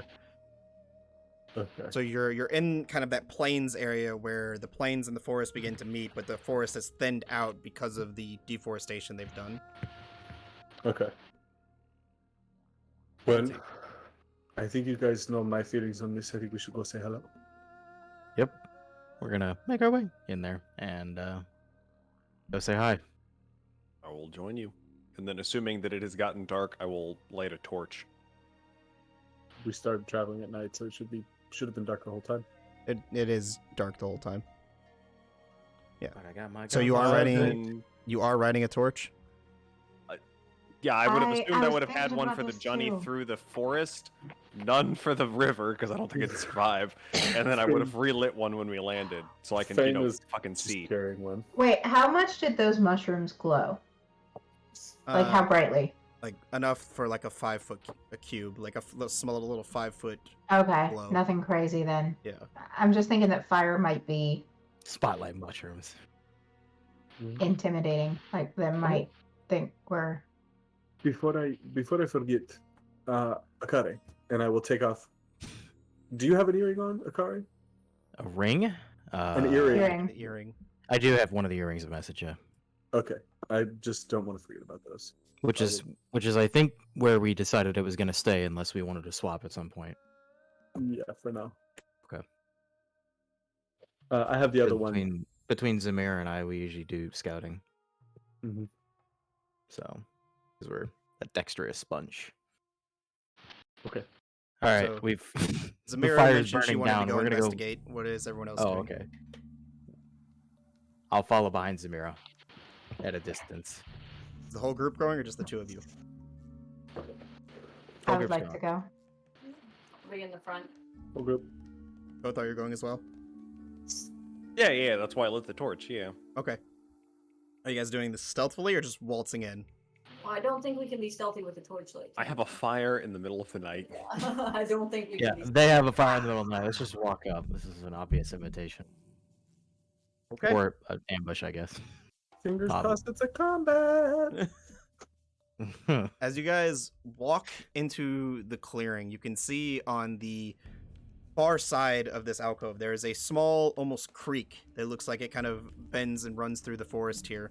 There's a small, very slow rolling stream that kind of rolls through it in front of you guys. And on the other side of that creek, you can see there is a bit of the forest where it looks as if that deforestation has continued. You can see there are sections of trees that have been lopped off from the top. Some there are stumps laying pocketing throughout, and varying other small, younger trees that are yet to be ready to be harvested.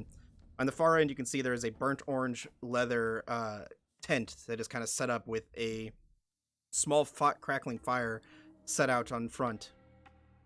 You can see from here, at those of you that have dark vision at least, can see there are 3 individuals. One kind of cloaked in shadows and maybe just out of the range, maybe just out of range of dark vision, because I believe you both have 60, correct?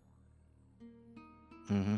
So he's just out of the range. You can see shades of gray of a very tall, hulking visage of a man. Roughly from here, you'd have to guess 9 feet. Holding some sort of massive, long weapon in his hand. Maybe a giant chopping axe. Hard to tell from here. Standing in front of him, you can see there are 2 little more familiar sights. You can see Aragod, the scout human man that you saw. That was the one that you guys first encountered in your forest on your way to Trasana. And another woman standing next to him in kind of like a burnt orange robe that looks very tattered and kind of torn to bits and pieces, and a long bow staff on her back. You see them talking to this tall man, whatever he is.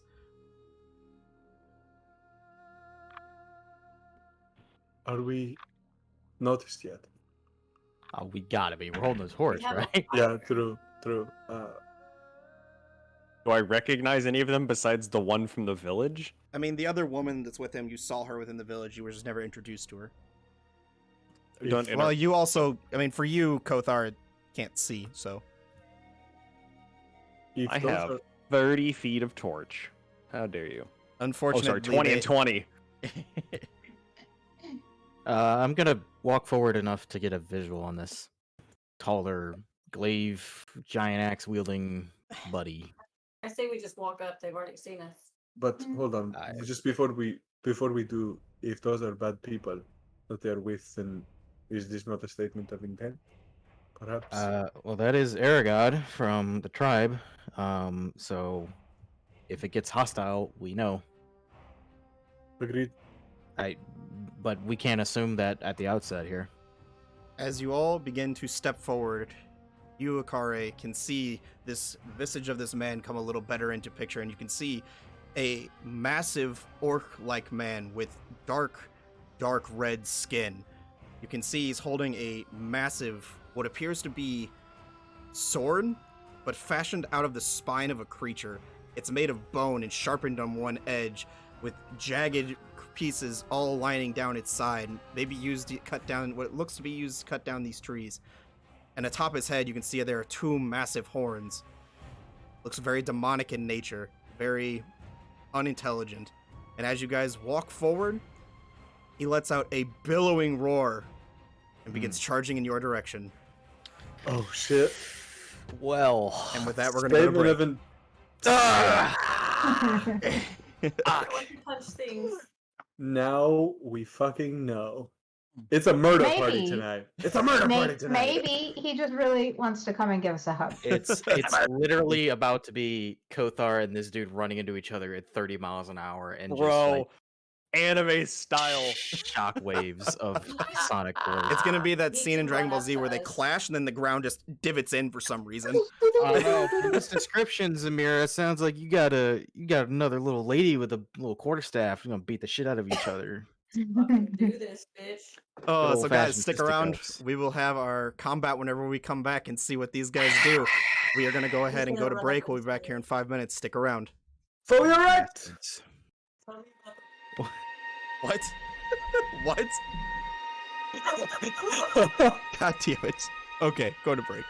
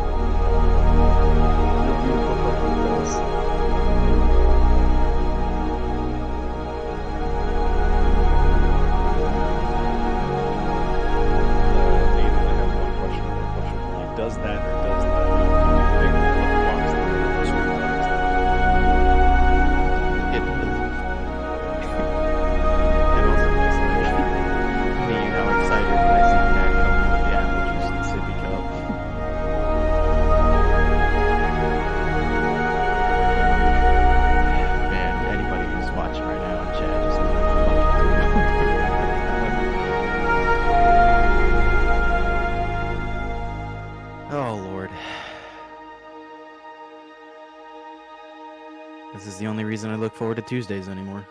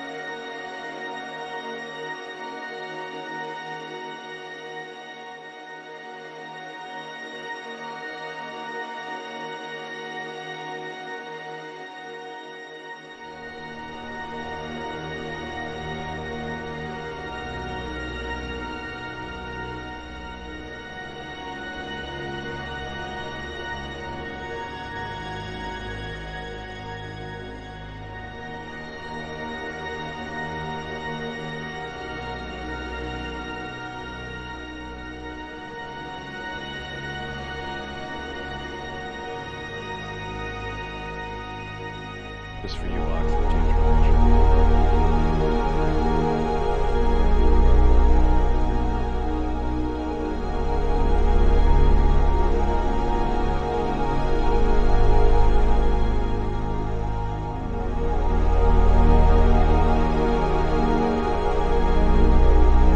That's what I put in chat, Zach.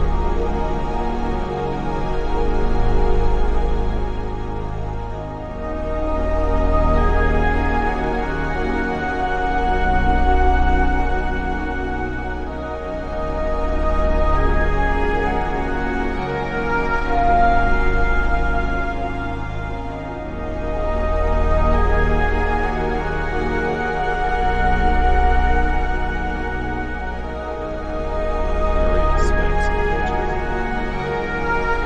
Oh, look at that fit check. Look at fit check. Oh Fit check. my! Oh yes! Fit check, baby. Oh, bring it back! Yowza! That was something else. Chat missed out. I'm a savage. I do this. Yo, that webcam angle about had me acting up. That angle was How you guys doing? Better now. Shit, I'm energized, ready to go. Fully erect!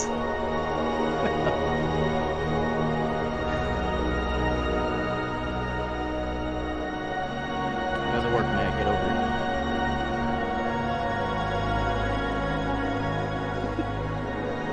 That's not true. It worked at least twice. It's given me big bongs at least 4 times throughout the Yeah. fucking game so far. Did you notice? It's like Law and Order. Every once in a while, you just hear boom, Yeah, I can try at least. God, I don't want to get dick wolfed. Can you Why hear? not try Speak for yourself. it? Guessing you guys can't hear this. No. I can hear you talking. I don't know what's going on with the music. Stream can hear it. That's all that matters. Hey, Matt, your That's all that camera's off matters. center. I'm having trouble not. with I'm the just sitting pace off-center. and Would you like me to tone of move? this episode. It's been bothering you for like 2 hours. I know. Maybe he's been feeling asymmetrical today. We don't know. Is that where you don't have sex? Is that? Yes. Uh, No, that's isolateral, actually. I'm an Oh my isosceles. I was So- born in March. stream. Happy Pride Month. Just a quick reminder that you can support Pride Month with the Friday Night Dice Pride Dice. I'm kind of more of an obtuse. Let's be honest. Uh-huh. Oh my god, Emma just brought pizza rolls. Oh. Oh. Fucking cheater. When will Emma bring me pizza rolls? By the way, Vader mentioned in chat that there was a solar storm today that was the largest Yeah, I in the saw last that. 1,000 years. So it could be the sun that is fucking with our sound. Yeah, who knows? Definitely. That pesky son. Men. What's it ever done you for know? us anyway? Assholes. Oh yeah, man. What do you know? Of course, it's a man again. So, as you Are we guys official? see, The son's a man. this Okay. massive, now that you've gotten a better picture, 10-foot tall, dark red-skinned orc with these massive horns coming out of his head, charging you down with this bone-like sword in his hand. I need What you do all they to put roll in the initiative. water in Tilstaria, dude? Everybody's fucking roided here. I was gonna say the word massive I think is ruined for me because anytime I hear it now, I immediately follow it with mommy milkers. Like we need to find a new word. Oh my. Ay, Dios mío. Can I say that? Sorry, Matt. Did No, I you ruin can. everything? I'm sorry. You can. You can say that. It's not illegal to say it on TOS, but man, is it something. Mommy milkers. Let's go. What's even funnier is that there's probably really dramatic music going on for the stream right now. We're talking about mommy milkers. Yes, I know. It ruins everything. There Alright, is, guys. there is. 25 to 20. Oh, 21. I finally got a good initiative. Very nice. me too. I got a 21. Okay. Fane, because your dexterity is higher, you'll be going first. Yes. Yes, sir. All right, and then the orc will take his turn. All right. 15 to 20. 18. 19. 19. Okay. We are on the money, boys and girls. Akare, then I think I heard Zamira and Kothar. I got 18. 18. Zamira, what'd you have? 16. Okay. What a good day that the 16 is the worst initiative. Yeah, no kidding. Yeah, holy shit. Yeah, so then the woman will go, and then Aragod. They're actually gonna shoot at us? How do you know they're not on your side? I don't know. Top of the round, Fane, what are you doing? I will. Okay, how far is it from me to the orc? So you are here. Uh-huh. So 45, 50 feet. But Okay. you would have to go across the river, which is easy for you because you just fly. Right. I will. At this point, I will make sure that my whip is the weapon drawn, and I will look at Kidai and I will say, "Wanna lift?" Can I do that? Will that work? Yes. Okay, I will go over to Kidai, Who's right next grab to you. her. Yeah, I will grab her, and then I will fly across the river using the dash action to get as far. I think I can get 30 feet. So you if get I 30 dash. feet because it's half movement. Okay. Yeah, Are so you, I like- would- You tactically dropping a brown bear onto this battlefield? No, just getting as far as I can with Kidai. I will probably wait. Like, I probably won't go that far. Actually, I'll probably go about 5 feet farther back, just so we're not so separated from our people. And then I will drop her and step in front of her. And that is my turn. All right. Edai, you're up. I'm gonna lean just slightly around Fane, around his chiseled abdomen, and cast Hold Person on the orc. Whoa. Does Clutch. not work. It doesn't work? He I don't is- even get to try? He is not a humanoid. Oh, fuck, it's not a half orc, is it? It is not. Okay, well, I Not a stand there and full hate orc either. myself. Damn. That's a lesson you learned hard once. I stand there and cry and hate myself. That's fun. Bonus action bear. Bonus That's- action bear can do that. Yeah.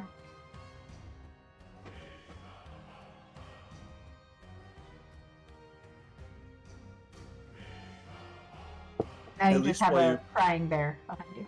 At least while you cry, you can lean onto my absolutely chiseled. You're absolute Oh my damage. god. Your absolute abs. All right. Like I've got the little pokey hole back ab thing. So Well, thank you. Thank you. That brings us to the orc's turn, who has let out this billowing roar and has, As he comes charging down towards you guys, you can see there are almost plumes of smoke billowing out of the sides of his mouth as he roars and yells at you guys as he runs down through here. You can see his eyes are glowing a bright red, and there are just rows of razor-sharp teeth in his mouth. He will take. He his wants some full- pizza rolls, and you his haven't full shared. movement to you, Fane, and he will take one of his 3 attacks against you. Oh shit! I'm so sorry. First one's a natural 20. Ooh. Bring it. Okay. I'm down. I'm down 4 HP, so this is a great time. He will take his first hit at you with his bone sword, which is 12 points of slashing damage. Okay. And then he is going to use 10 feet more movement to shift around you. And he's going to use his final 2 attacks against the brown bear. No. First one is a 12 to hit. Yes. 12 hits? Mm-hmm. Oh, brown bears have low AC. I didn't know that. They do. That is 12 points of damage because I rolled really shitty on my natural 20. Okay. All right. Final hit is a 10 to hit. Yep. Unfortunate. Nice. All right. That'll bring us to the end of his turn. Kara, you're up. I'm going to. I'm gonna. Can I try to jump this river off to the right side of me? I mean, yeah, make an acrobatics check. Sure. Talking about from. Yes. 16 plus 6 puts me at 22. 22. Easy enough. It'll yeah. only take you 10 feet of movement to jump across. Okay. And I just, at this range I should be okay. I will draw my bone and aim it at Aragod, and I will hold my Did you action. just say your bone? Bow. I meant to say bow. If I said bone, then I draw my bone. What's the big deal? Okay. I will draw my bow and aim it at Aragod, and if he takes a hostile, I will hold my action. If he takes a hostile action against my party, I will fire. If he doesn't, I will fire at the orc. That's my turn. Understood.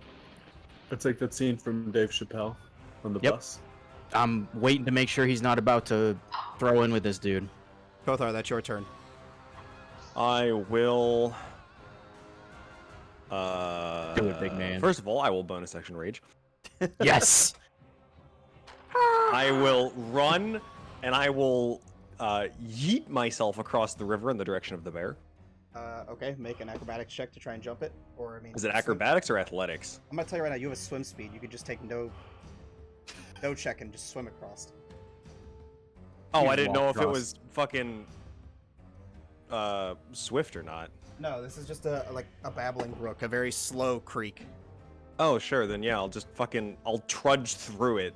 Basically, yes. Can I get I up make it on not- him, or? Yeah. So 10 Okay. feet to get across. 55 to get up. Alright. Am I flanking, or no? Not at this moment. You Okay, can take 5 then more it'll be feet of movement reckless. to be flanking. If I have 5 feet, I will use it. If not, I will go 25 reckless. gets you there, so.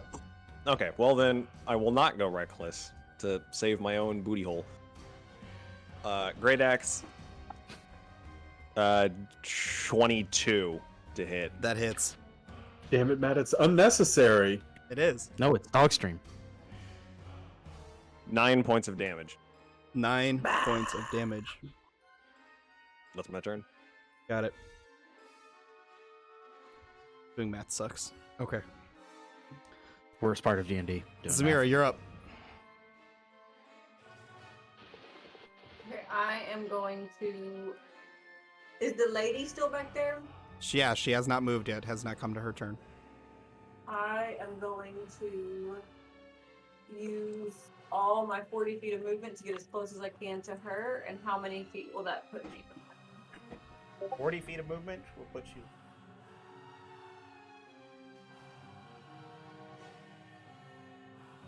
And how many feet is that from me to her? Probably another 45 to 50. Okay, I'll just move the 40 and um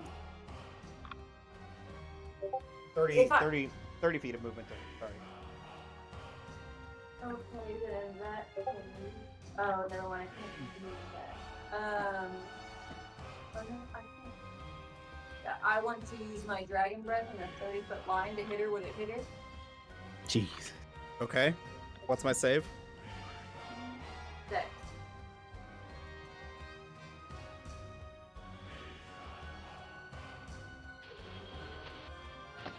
Sorry, what's my save?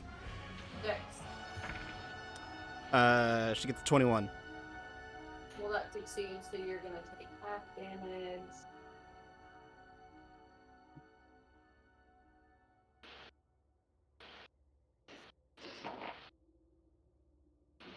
Two points of damage of.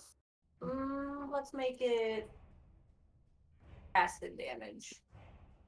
Acid damage? Okay. Yeah, How much was 4? it's 2 points because it was half. Got it. Okay. Unless she's super weak to acid damage, and then unfortunately, yeah, the normal no. damage was 4. All right. That will bring us to our monk's turn. She looks over. Well, Erdogan, I guess they chose their own side. They're siding with the tieflings. Look, they brought one of them with them. And she charges at you, Zamira. Wait, It's fucking me. It's Fane. What the- Oh, I'm happy now. I was debating it before. Oh, now they're just a bunch of racists. She will go ahead and take her 2 strikes against you, Zamira. First one is a 24 to hit. Well, that hits. Waiting for it. 11 points of bludgeoning damage. Second hit, not so great. 14. Nope. Okay, and she's going to stunning strike. I need you to make Constitution saving throw. Oh, I'll make it. I That's love the awful, kitty Ariel. tail. Just Wait, 19. which strike is she striking on? The second one, or sorry, Did the you first one. It's Oh. a 19. I did that out of order. That's my fault. 19, you It's okay. succeed. I would have assumed he would stunning strike on the first one. So Yeah, sorry, that's I understandable. did it out of order. No, it's not like you're running 3 creatures or anything. It's fine. All right. That will be her turn, and it will bring us to Aragard's turn. He just kind of looks and smirks, turns his bow towards you, Akari, and lets 2 arrows loose. 2! Cheating asshole. You get your shots off at him, don't you? I do. would get my shot off as soon as he looses his. First one is a 19 to hit. Second one is a 12 to hit. Second misses. First hits. I will roll to hit him. Yep. I imagine. 12 plus 8. Unnatural 20 to hit. Yeah, that hits. He is still at his hit point maximum, is he not? He is. Well, I rolled 8, so 8 plus 6 is big 14 damage. 14 points of damage. Got it. And you take 14. 6 points of piercing damage. Got it. All right. Okay, that's my reaction and my held action, so. Top of the round, Fane. Okay, I am at advantage on this fellow, so I will first off bonus action the second wind, which is going to give me 5 points of healing. And then I'm going to make an attack at disadvantage, and I'm going to dump 2 hit dice into this. Yeah. So that is going to be a natural 20. Oh! No way. The first Yes, time you right. use it. I'm Yes. looking at the game log. It is totally a natural 20. Oh, And that's some shit- bullshit. just for shits and giggles, I'm going to make this a disarming strike. So just for the sake of things, he needs a 15, a strength saving throw of 15 real quick. That's an unnatural 20 on his strength saving throw. Okay, so he's got that, but I still add There's the music again, and then so I'm gonna add a D8. So that's gonna be a D6, 2D10, a D8, plus 5, Oh, And you double all the dice. and I double all the Oh. dice. It's gonna hurt. mío. Do it, How you sir. doing? It's pretty good. So that's 22 on the dice, doubled to 44 plus 5 is 47 points of damage. 47 points of damage in one hit. Hot damn. Because fuck you, that's why. Good God, sir. You And beat my then- previous record of 30. Let's go! And then I will hang tough. That's all I'll do. Gidai, that brings us to your turn. Okay, we are still flanking, yes? Yes. I will take my 2 bear attacks. Yep. Da. That one is a 14 for the bite. 14 does not hit, unfortunately. Okay. Your That's what claws I'm like kind of doing. crush across or glance across his skin, but it seems like it's pretty tough. It'll take a little bit more to get through it. Is a 24 for Yeah, my that'll claws. definitely hit. Okay. 2d6 plus 1.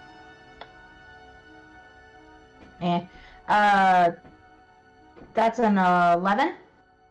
I want to just kind of like 11 points of because damage. I'm mad at him. Got it. All right.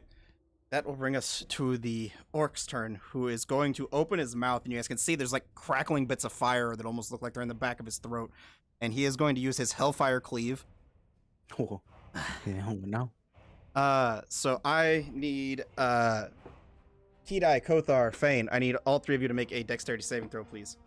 As he takes his sword and like unleashes like a breath of fire onto his sword and just cleaves in a circle around him with it. God, even at advantage, piss poor. It's a 21 for Fane. Okay. I fail. Sorry. too. Fine. What'd you get, Kidai? 6. Okay, yeah, so you fail as well.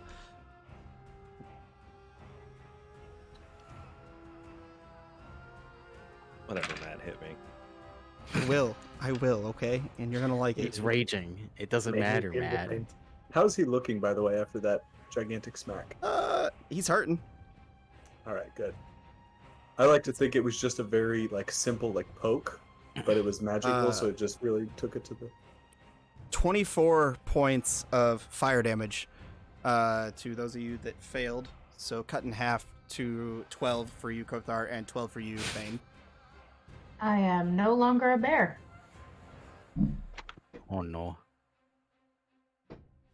I'm looking fine. Of course you are. I'm half. All right. That brings us to your turn, Akari. I'm going to cast. Oh boy, what's the range? Yeah, it should be within 90 to Ergod. I will cast Hunter's Mark on him. Okay. I will take another shot at him, and then I'm not really gonna bother to look at the map. Just after I take my shot, I'm gonna get in cover from him. So Hunter's Mark, or sorry, just a D20 to hit. It's a natural 20. Jesus Christ. So We the boys. Hunter's Mark 1d6. He's below his hit point maximum, so another d8 on the damage. I believe. If I'm doing this right. Colossus Slayer. Been a minute. Yep, 1d8 is below its hit point maximum. What do you mean? Well, It's been a minute? this- It's only been a we'll week. Yeah, well, it's been a minute in my mind, Matt. 4 on the 2d8 plus 5 is 9. Doubled 18 plus 6 is 24. Did I do that right? Yep. 24 points of piercing damage, taking cover from Ergod, and that's my turn. Okay. That will bring us to... I am concentrating on Hunter's Mark, by the way. Yep, I got you. Concentrating ring on you. You're up, Kothar. Cool. I will take my whack first. Not reckless because I'm still flanking. 24 to hit. Yeah, that still hits. Why do you sound so defeated? Because it's not a 20, Matt. It's not a 20. 15 points of damage, and then I will do bonus action Hungry Jaws Go for it. for a 21 to hit Yeah, that hits. for an additional 9 points, and I'll regain 5 temp HP. Of course. That's my turn. Got it. All right. That will bring us to your turn, I'm Zamira. just hungry, John. Alright, I'm mad because this chick punched me. So, That do be what monks do. go on. College. I'm gonna swing my quarterstaff at her stupid face. Choose violence. Oh, 17 to hit? Doesn't hit, does it? 17 just hits. Ah, she's a weak Jesus. Oh no. That is 11 points of damage. I'm gonna spend a key point and punch her a little more. Okay.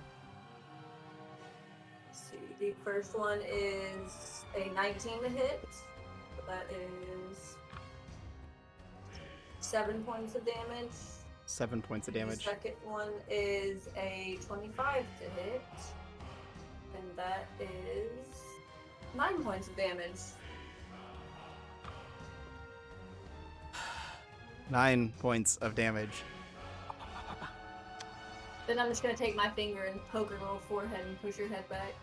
All right. I got nervous. When you That did brings us to her turn. She is gonna go ahead and take her first attack at you. 22 to hit. Sorry, I can't do math. Oof. That hits. That is, let's see, 11 points of bludgeoning damage, and she is going to stunning strike. I need you to make a con save. Burning the key points. Ooh, that's a 12. That is a failure, so she'll take her second attack at advantage. Oh Rip. Oh boy. That is a unnatural 20. Just hits. Yeah. Ooh. Wow, I literally rolled lowest damage possible. 6 points of bludgeoning damage.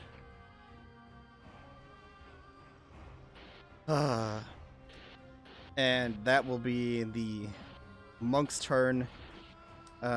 Because you're stunned, she's going to go ahead and move away. Every time. That then brings us to Aragod's turn, who is going to move around behind this tree, and he's going to pop off 2 shots towards you, Fane. Okay. First one goes wide, natural 1. Fucker. Wow. Idiot. Second one goes wide, natural 1. Ha! I whip my sword Wow. across and like slice the arrows out of the air in front of me. I believe that Oh. is a 1 in 400 chance, but I see it all the That's- time in D&D. It's pretty whack. Two natural 1s right in a row. That's pretty shitty. Mhm. Top of the round, Fane. What are you doing? Okay, how is Beastie Boy in front of me looking? Same as he was when you last asked me. Kothar hit him in the meantime. Like, is he looking like is this guy hanging on by a thread or? He's looking hurt, but he's still looks like he's raring to go. I didn't do 47 points of damage, bud. Sorry. All right, so sorry, I know it's a joke at this point, but can I see the battle map a little larger, please? No problem. All right, and where is the monk? The monk is over here hiding behind the tree in the orange. Okay. I will just fly. 5, 15, 20, 25, 30. Yeah, I will. So I'm going to attack the first thing first. I'm going to attack the orc Okay. with the Life Essence Blade. And that's going to be a 20 to hit. That hits. I will make that a. Oh, did he succeed? He did succeed on it. I will make it a disarming strike again. So he Okay. needs to make a DC saving throw of 15. 20 again on his saving Oh, no, throw. okay. Still take some damage. He's going to take. It's pretty fucking good. That's going to be 13 points of damage. 13 points of slashing damage. And then I'm going to fly at Aragod. Okay. He's gonna take an opportunity attack at you. Please do. 16 to hit. Misses, and I will take my reaction to make a right Yeah. at him. Fucking Battle Masters. Go for it. Shit's so stupid. That's going to be... I actually didn't roll the first one at advantage. Can I just see if I get a natural 20? I don't, never mind. Okay, so that's a 15, a 22, or a... Yeah, so 22 to hit on the riposte. Yep. So that's going to be a D8 and a D6 again. It's going to be 11 points of damage Got it. to the Orcish fellow. And then I will move into melee range with Aragog. Yeah. Yep, I already moved you. Okay. All right, that brings us to your And- turn, Kidai. Oh, sorry. Up. Do you have anything else? That's it. Sorry. Okay. Go ahead, Kidai. Remind me, is Stunning Strike a concentration spell? No, it's just a stun for 1 round. So at the Yeah, end that's what I of thought. at the end of Zamira's turn, she'll no longer be stunned. Okay. It's the end of the monk's next turn. Yeah. Yeah, The one who stunned him. who's right after her, but yes. And am I flanking still with? Yeah, you're still flanking with Kothar. Okay. I'm just gonna do Primal Savagery on the guy in front of me. Okay, go for it. Oh yikes, that does not hit. On to the next. Did you want to do anything else? No. Okay. Zamira's super hurt. She's not here to say it. She's super hurt. Is she? Yeah. Okay. Yes. Yep, shit. I will keep that in mind. Emma says, well, yeah, Emma says not to worry, but she's literally bleeding from the mouth. Okay, that will bring us to the orc's turn. He is going to turn to you, Kothar. He's going to take all 3 of his slashes at you. Bring it, big boy. First one's a 16 to hit. Miss. Yeah, I know. Second one's a natural 20 to hit. That'll hit. God. What the hell? I love it. I hate those dice. They're the white ones that you're still using, yeah? Yeah. Yeah, I they're will dumb never as not hell. use these dice. Those are stupid. 18 I'm points really of gonna slashing start- damage, cut in half 18? to 9. Oh no, I lost my temp HP and took 4 more points of damage. Okay, second hit is a 18 to hit. That is my AC. That will be I'm gonna 8 points of slashing damage, cut in half to 4. Gonna start messaging Tyler from campaign 1 hour, come over and fucking juggle your dice before games. Don't you dare! I will wash them in holy water. Okay. That won't wash off the stain. Not from that woman. All right, that will bring us to the end of his turn. Akara, you're up. Oh boy, oh gee, oh my, oh why. Aragod, is he? He is have behind cover from cover. me? If I scooch a bit to my left, would I reveal him from being in cover? At, let's say, the riverbank there? Yeah, probably. Alright, I'll scooch to my left, Okay. and I'll take a shot at little Aragod there. Once he is revealed from cover. It's a... What do I add? Holy shit. 16 plus 8, 24, Yeah, that hits. I think. Below his max HP, so another D8. I still have Hunter's Mark up, right? I haven't taken any damage. Wait, Correct. did I take that? No, I took that D6 before, or I took that 6 damage before he shot me. It's part of my reaction on the first thing. 4 plus 1, 5 plus 8. 5 plus 8 is 13. Plus 6, 20, shit. No, not 20. 19. 6, 7, 8, 9. Yeah, 19, right? 19 points of damage. Mhm. Got it. And I'm going to, if I still can with whatever movement I've got left, jump across the river, kind of underneath that tree there. I think I need an acrobatics check, yeah? Yep. I'm going to try to get as close as I can to Zamira. I think I've only used 5 feet of my movement, but obviously I've got to jump and whatnot. Acrobatics is 17 plus 6, so 24. So only 10 feet of your movement, so you've got 15 feet of movement left. I will get next to Zamira. And that's my turn. Cure wounds on station, baby. Alrighty, that will bring us to Kothar's turn. Whack. Advantage, because I'm flanking. I'm going to bring the great axe down across his skull. 23. Sorry, 23. Yeah, that hits. And you always sound so Goodness. defeated. Jesus Christ. 9 points of damage. 9 points of That's my slashing turn. damage. All right. That will bring us to your turn, Zamira, which your turn ends because you are stunned. Fortunate. I'm sorry. That brings us to the monk's turn. The monk is going to run back up. Actually, no. Gonna run over on to you, Fane. Ah. First hit against you. If I could not roll like dog shit when I'm trying to hit Fane, it would be great. It's 12 to hit. That is a big old fat fucking miss, Matt. Holy shit, the second one's even worse. Okay, I guess she's I not love doing you. anything this turn. She will As she bonus as action she's- patient defense. as she swings, I just want to like kind of like bring my shield in as she's coming forward and like pull her forward and kiss her on the nose. Okay. She will bonus action patient defense, and that will bring us to Aragod's turn. Aragod is going to disengage and try to run. Okay.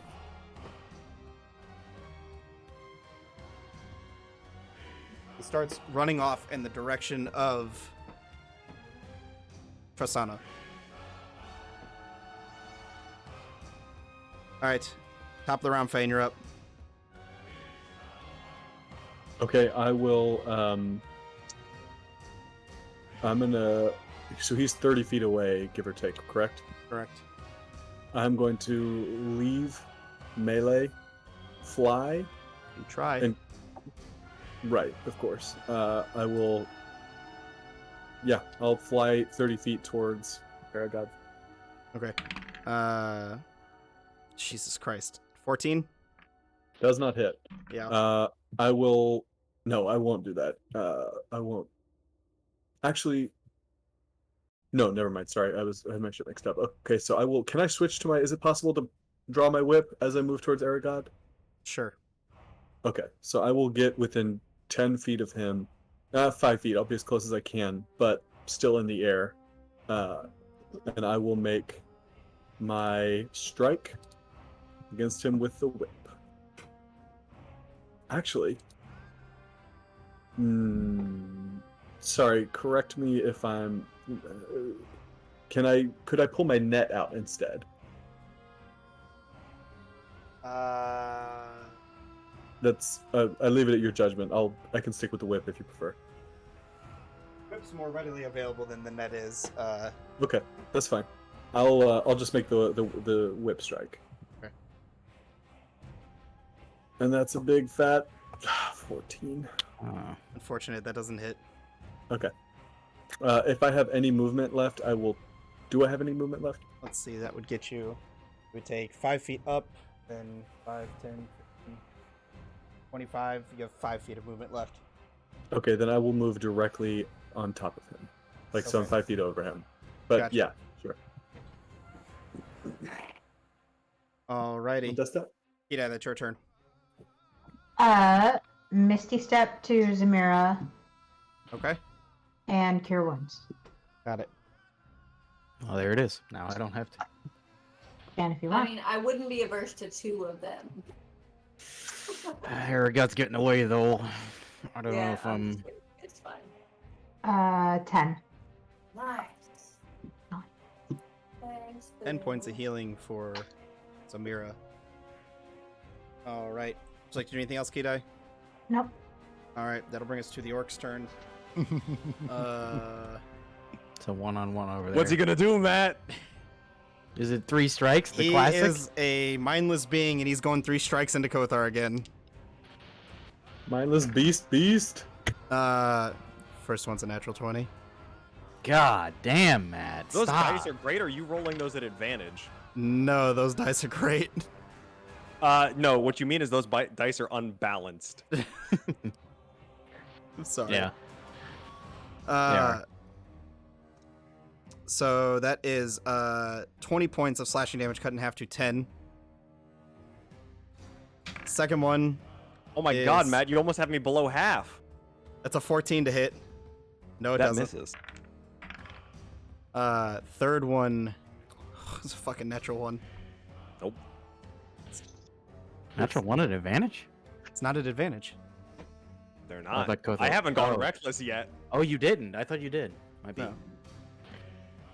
See, you say they're know that unbalanced, part. but then I roll like 4 natural ones in this one fight. But you've also rolled like 4 natural 20s. That sounds balanced to me. No. Balance. Unbalanced. We're gonna complain anyway. All right. That will be the orc's turn. That brings us to Kari. Boy, I'm gonna share a solemn look to Kidai, and then I'm gonna cast Zephyr Strike. I will move. I will give myself advantage on this attack roll on this turn. I will move an extra 30. I will basically move 60 in Aragod and Fane's direction, putting myself not necessarily in melee, but equal with them. You can get right on top of them. I don't want to be in melee with them. Okay. Or fuck it, I guess. Yeah, I actually want to be in melee with them. But I will shoot along the way at advantage because it's Zephyr Strike. Oh boy, this might not fucking hit. When you start concentrating on Zephyr Strike, it will drop Hunter's Mark, just as a reminder. Oh, piss. That's right. Is it too late to rescind Zephyr Strike then? Yeah, that's fine, but I'll need you to re-roll because Okay. you rolled that at advantage. Okay, I will say I did roll a 4 and a 7. Do you want me to re-roll or do you want me to take one or the other? I want you to re-roll, but does Zephyr Strike give you less than 60 feet of movement to get there? It does. I would only retain my 30. Okay. But I don't want to lose the Hunter's Mark because this dude's trying to run. So if you're letting me rescind the Zephyr Strike, then I want to keep the Hunter's Mark. Because this is an endurance sprint, not a race. Okay. I will take a shot along the way as I go. It's a 10, so not a wholly different. It's 18 total Still hits. to hit. Okay. With the Hunter's Mark, and he's below his max HP. I'm going to try to make this non-lethal, by the way. I was about to ask. Sounds kind of rude, but I'm going to shoot for like the Achilles tendon or like the shin or something like that. Got Stop his mobility. 11 plus 5, 16 plus another 6 is... Holy crap, 16 plus 6. 22. Your arrow passes through his calf, and he falls to the ground, writhing in pain. Okay. With that, I will quickly assess the battlefield, and that's my turn. Got it. But I will keep them hunters marked. Kothar, you're up. Zamira, you're on deck. I will after getting hit, I'll kind of look at him, Kothar being bloodied for one of the first times in battle. I'll look at him. Now it's a good fight. And I'll take my attack reckless. Fuck yeah, let's do it. Maybe. Fuck him up. 16. Unfortunately, 16 does not hit. Okay. So- Then I do nothing on my turn. So as he goes to bring your axe down on him, he just brings his bone sword up and just kind of like scratches across the spine of this massive sword. Shame. Zamira, you're up. How hurt is the big dude looking? Looking pretty hurt at this point. Like a real hurt? Or like just a little blood in his mouth hurt? Guess you'll have to go find out. Fuck him up. Well, I really wanted to go for the monk, but I guess I'll make sure that Kothar doesn't get his teeth too far kicked in. It's not that you're not capable, dear. Goodness gracious. I mean, with 1 to 3 attacks per round, he will beat the shit out of me. Like, I am gonna run over there and whack him real good. Is that flanking, DM? It is Yeah. flanking. Yeah. That's juicy. Okay, good, because I really need that advantage. Okay, the first one is a 22 to hit. 22 hits. Yeah, it does. Fucking do it, monk. 12 points of damage. Stunning strike. Oh, never mind. And then we're gonna spend a key point. Him a little more.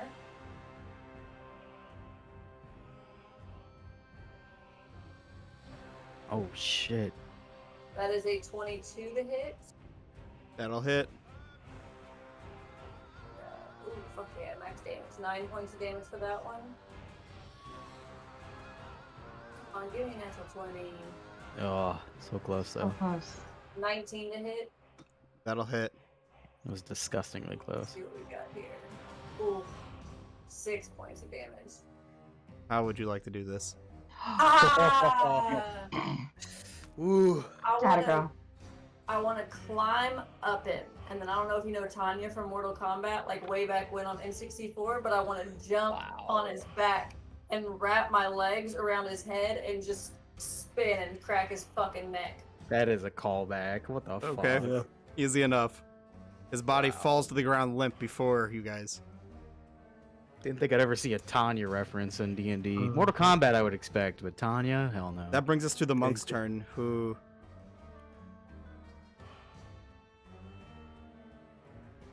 Yeah, I mean, she's going to take her 120 feet of movement and book it the opposite direction of you guys. 120? Dash plus key point to spend for another dash. Shit. Fast as fuck, boy. Zamira's quite literally the only person that could keep up if she so chooses, but that would be on her next turn. Oh, I so choose. But I will tell you that you are going off on your own if doing so. Well, hold on, real quick, DM. Are we out of initiative order? We're not yet. Okay. If Brings us So, to Aragod's she turn, can't- who is unconscious. oh, sorry. Top of the round, you're up, Fane. Are you doing anything? Yeah, hell yeah. So do I know enough about what do I know about monks? Do I know that well Zamira, have you I guess do I know that she's relatively limited resources? Roll an With- intelligence check.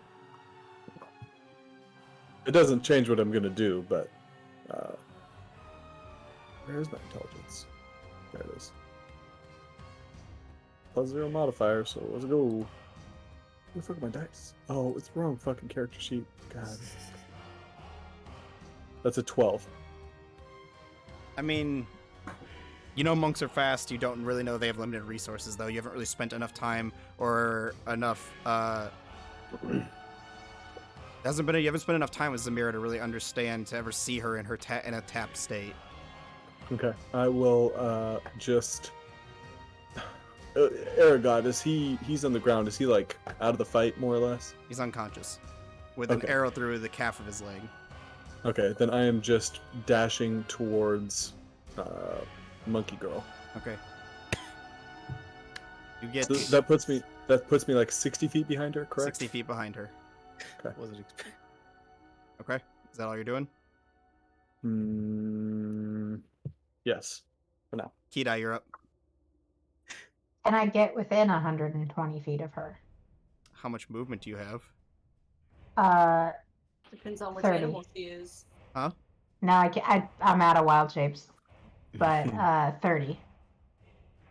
Was she 30 away from me before she ran 120? Let's see. Exactly 25 feet away from you, so yes, you Oh, could be shit. within 120 feet. Okay, I'm gonna take a long shot and try Moonbeam. Okay. Ooh. Nice. Con save for me, I believe. Yes, and if you make it, I'll cry. What's your DC? 15. Sorry, that's a 15. Oh. Oh, Do they take half on a Okay. success? Yeah. Yeah, Hold on. Roll a That's so 13 on the die. unfortunate. I mean, Unfortunate. she's got to be moderately hurt. I kind of beat the crap out of her a little bit. It would have been so cool though. Okay. 10 plus 6, so 8. 8 like cut in 8. half, or is that already cut in half? No, that was already cut in half. It was Okay. 16. 8 points of radiant damage. And you are concentrating on Moonbeam. Am Alrighty. I? That will bring us to I am. Akare, your turn. Lothar, you're on deck. Okay. Quick assumptions here, DM. Even though I struck non-fatally, Aragod has hit 0 hit points and is unconscious, right? More or less, yes. Okay, well, the reason why I'm asking is because I would like to move. He's not making death saves. Is that if that's If what you're he has thinking? dropped to 0 hit points, I would like to move Hunter's Mark from Aragod to her. Can you do that at this range? Well, what is my range to her? Is my Uh, question. What's my next question? Sorry. Should be about 145 feet from you. I will move 30 and mark her 145. Fuck! She's fast.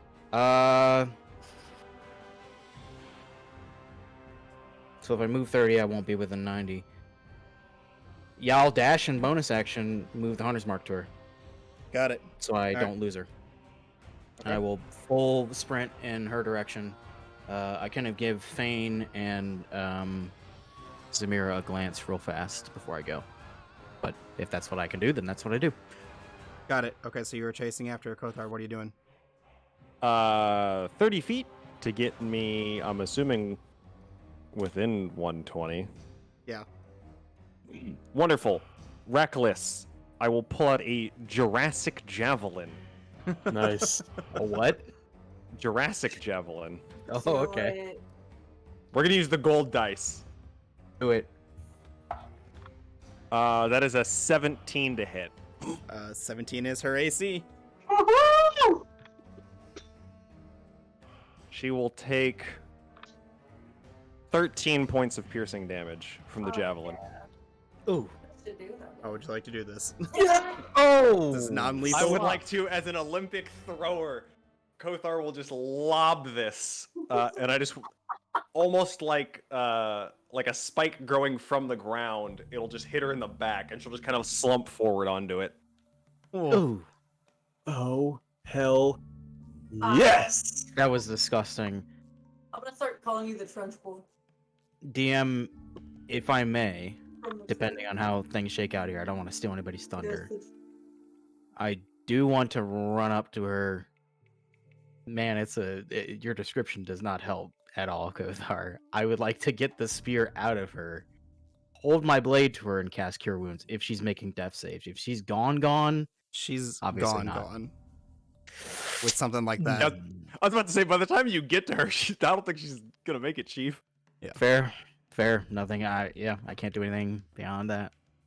I will. No, go on. Uh-oh. Okay, Oh. I will keep going because I think they're having a problem. I will just quickly check her over. Anything interesting? Okay, make an investigation check. Sure. I'm Sorry, back from Hex. the Go ahead javelin. now. It looked like you guys were lagging out. Investigation, you said 16. Go on, Hex. 16.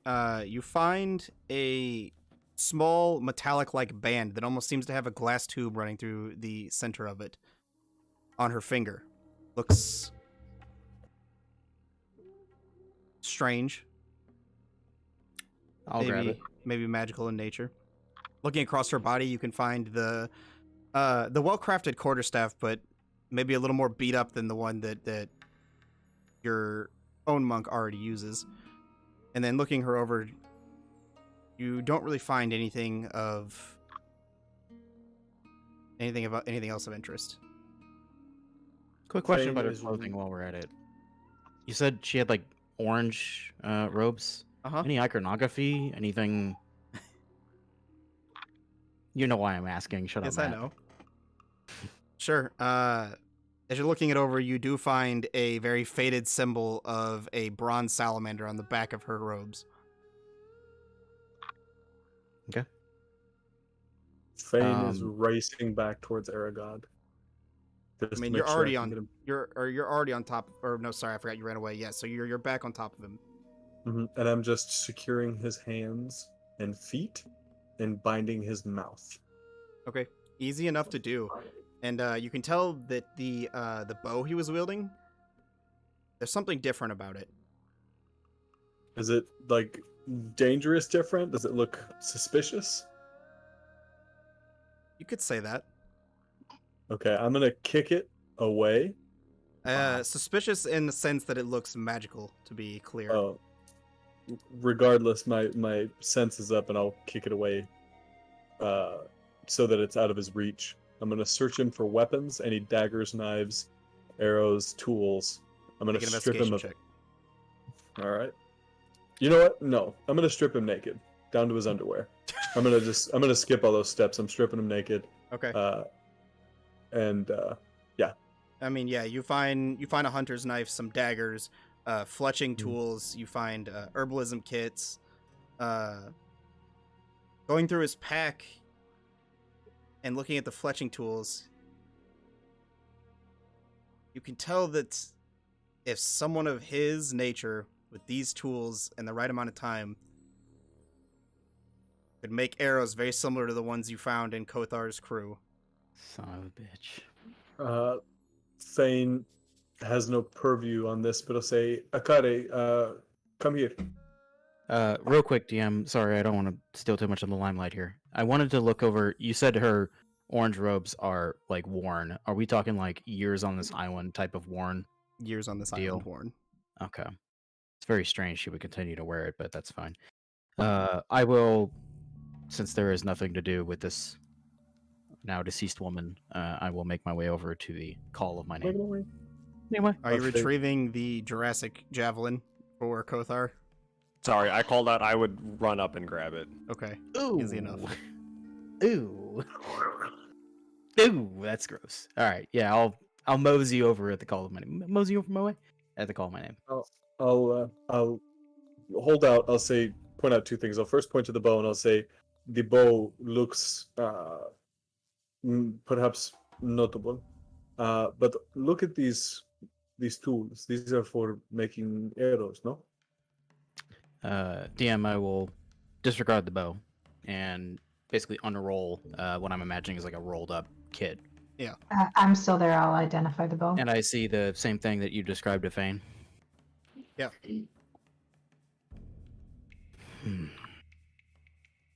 I'll just kind of give a almost, there's no words that need be said, a knowing look at Kothar. I'm not there yet. I imagine you moseyed back with me. No, I was gonna make my way over to the other guy and check him. Oh, okay. Well, I won't do that. Roleplay. Yeah, roleplay in theater of mind. It's weird. Get Okay. hand. Time is wibbly wobbly. Time's wibbly wobbly. We've established that in Matt's game. Yeah. Then I will say this. This is the same kind of fletching that could have been achieved the cave where Breger and everyone else took cover. This would have been his handiwork. We have our answer then. We have an answer. I agree.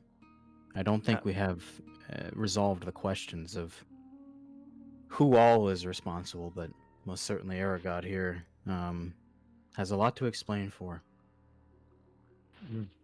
How confident are you? Oh, you mosey back over at this point. Sorry, Yeah, we were trying yes. to me. DM, can I get a confidence rating on the fletching kit? I mean, I've seen this shit before. This Yeah, is my whole life. It's fairly easy to tell that you saw nothing of this nature in Sengara, so there really only leaves one answer. Kothar, if I'm worth anything, he might be. He was there. That's his handiwork. Everyone's got to tell when they're fletching, if it's handmade. It's his. All right. I look Kothar dead in the eyes with like a sort of wicked smile, and just sort of like let it linger for a minute. I mean, we want answers from him, don't we? We're going to get answers. We don't want, we need answers. I can guarantee you answers if you need them. I don't want to be outwardly cruel, but we need to achieve our goal. Can I? Hold on 1 second. Can I hand Kothar the flame tongue blade? I'll hold it. Well, I just mean like interrogation purposes. Your identify would come back on the bow if you were identifying it like you said. Mm-hmm. This is a Umbra bow. You may look it up on D&D Beyond. Okay. It will say in parentheses next to it, broken. Tell you what, Kidai, since you have a wonderful female voice, why don't you read it for the viewers? Because they're tired of hearing gruff male My voices. wonderful female voice. Mm-hmm. Gotta use what you got, sis. This longbow fashioned from the wood of the umber forest deep within the heart of Umberless. Its wood is black with shades of a deep purple running through. As you wield it, small amounts of dark shadows fall from it. Looking across the bow, it appears as if there are 3 gem slots missing on the shaft of the bow. When you pull back the drawstring, you watch as the shadows form into a long black arrow.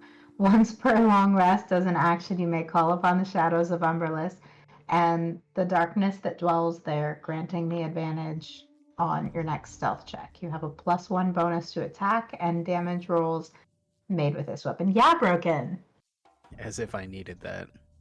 Well, I'm gonna hand it to you. I'll test it real quick, DM. Balance, construction. Masterfully crafted. Better than anything you've ever seen. Alright. I'll sling it on my backpack and thank Okay. Kidai for... It does require Umberless is attunement, here. just so you know. I'm sorry? It does require attunement, just so you know. Okay. Do I have... I'm not taking the time right now, just looking That's at fine. it. Do I have a general idea of what it would take to repair it? Or is it out of my depth? The sense that to repair it would be finding whatever missing pieces there are. Oh, the 3 slots. Yes. Okay. Besides that, it looks like it's perfect condition. Stupid Oh, question. that kind of broken. That makes sense. Stupid question, but worth asking. When it was in Aragod's hands, did it seem different? Like it was together? No. Or was he just using it as a bow? Okay. He was Cool. just using it as a bow. Doesn't look like Gotcha. you get the sense from what you've known from Aragod that he wasn't even attuned to it because he's not a very smart man. Okay. Thanks for the intel. I'll say to I'll look at Kothar and I say, shall we kick this off? Oh, I think he's going to need a minute, and I'd like to. Just check for that boy clarification, over there. did you produce the ring? Oh, sorry. Yes, I will. Geez, I already didn't mean forgot to about cut the you off, frickin' ring. Kothar. Sorry. No, I will present the ring when Kita hands me the bow. I'll present the ring from the monk. With Okay. the I'll one with the- identify it. You can continue, Kothar. I'm sorry, I didn't mean to cut you off. No, it's okay. Nope, already forgot about it. That fast. Yeah, I think we're gonna need a minute to check this boy over here. I'll walk with him. I'll see what our big orcish friend had on him. Get an investigation check. Natural 20. Ooh. Which is good because I have a 0 modifier. He had a loincloth and a massive bone sword. Massive bone sword, baby. It is the equivalent to a greatsword if you choose to take it. Was the loincloth capable of hiding that bone sword? Sorry. Kidai, Okay. yes, ring comes back to you as the kinetic band. Ooh, that sounds fun. That sounds monkey.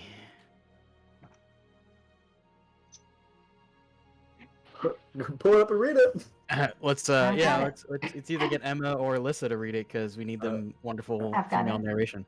I think This ring is crafted with 3 bands fused together. The outer rings are crafted from loxolite, and the inner ring is crafted from glass. The glass acts as a storage chamber. This ring stores the kinetic energy from the wielder during everyday motion, walking, running, swinging, etc., gaining 1 charge every day when it is worn and attuned. When the wearer makes an unarmed attack against a creature or an object, they can choose to expend a number of charges up to its max to deal an additional 1d6 bludgeoning damage per charge. The charges must be expended to empower the attack before the attack is rolled.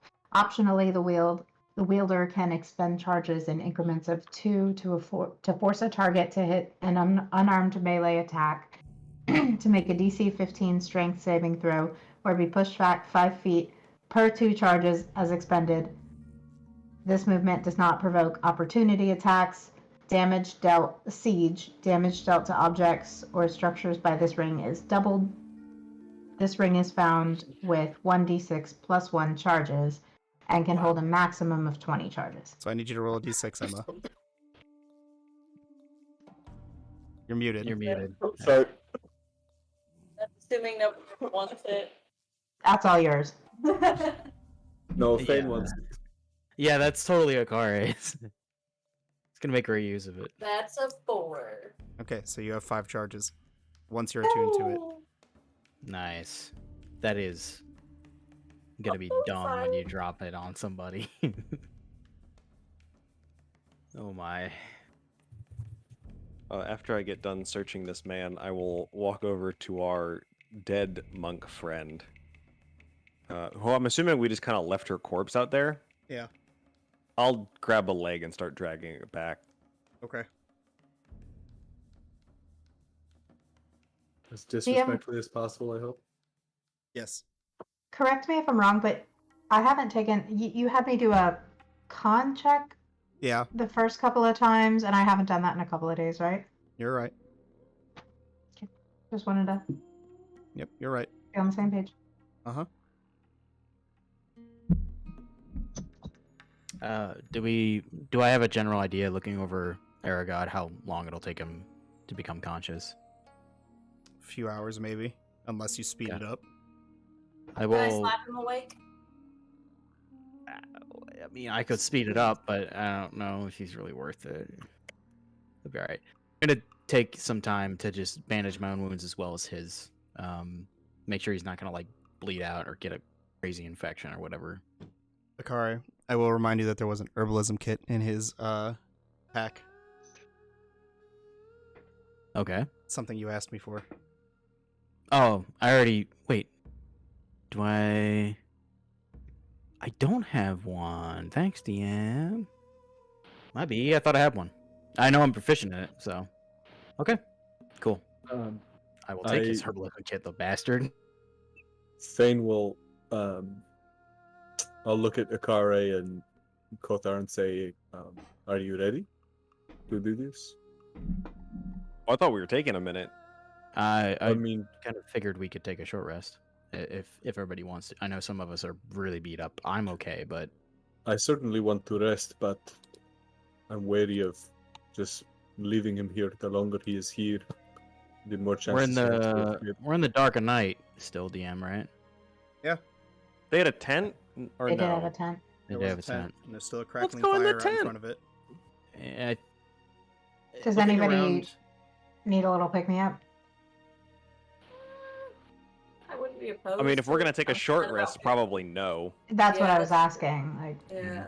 No, I can spend my hit dice. It's fine. Part of my thoughts are Aragod / monk woman here. Assuming monk woman was a part of Tristana, we didn't see her hanging around Tristana, did we? No, we saw did. her. I thought. You saw, Yeah. you We saw, did? you just never got introduced to her. Okay. These guys absconded in the night to meet with this orc dude, and we caught him in the middle of it. Each of you I don't know what they're roll planning. just general intelligence checks. Actually, this will just be Kothar and Zamira. You're the only two that went and looked at the orc party, at the orc's body. But DM, does it matter if I rolled the natural 20? ooh. Unless they come and ask Oh. you. Fuck! Ooh, I'm gonna go ask him because I rolled a 4. That's not metagamey if I ever heard That's it. not metagaming at all. Hmm. What you got, Kothar? One better. Oh, jeez. We're so smart. I have and a multiple- 0 modifier. I to know, I know. intelligence. Just, you guys don't notice Oh, anything out of the intelligence ordinary. would be 21. We but just big thick muscle boards. We don't know anything about smarts. no, that's fine.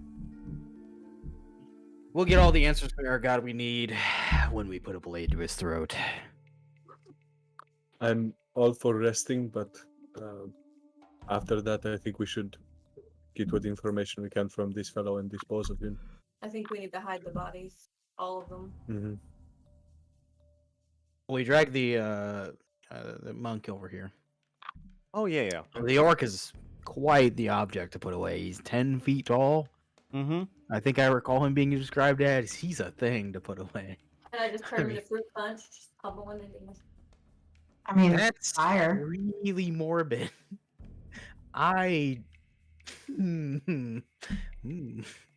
What if Make him- we Make him look took like a pack of rest, fruit snacks. We took a rest, he died, turned into some very large animal, and ate him. Yeah. Or at least ate him in smaller bits. Or we could burn them. What's wrong with you animals? No offense, Kidai. Haha, that was cute. Good job. We could. Are we close to daytime? Like No, you dawn still yet? got quite a few hours. Okay. Oh, I mean, You've fuck been it, DM. So you've been traveling about 5 hours, so you probably have about 3 to 4 hours left of night. I mean, DM, at this point, fuck it. Let's say we bring all the bodies into the tent for a moment. So you guys walk into the Like, tent. Just to Sure. clarify. Weekend at Bernie's. Anything interesting in the tent? As you guys walk into the tent, you can see that the ground is almost a perfectly flat layer of dirt, and drawn in the dirt with blood is a pentagram. Ooh. Yeah. Don't step in it. Okay. I leave. I'll walk out of the tent Yeah. instantly. I'm still For sure. dragging corpses into the tent. Like, Nope. I'm walking out. Don't want a part of that. Don't. Oh, well, I don't know enough about that shit. Never mind. I'll look at it and I'll say. I'll look at everyone and I'll say, "Is this enough of an answer yet?" It's an answer about these two, but the people of the village maybe I know what. But it was their leader who sent us on this.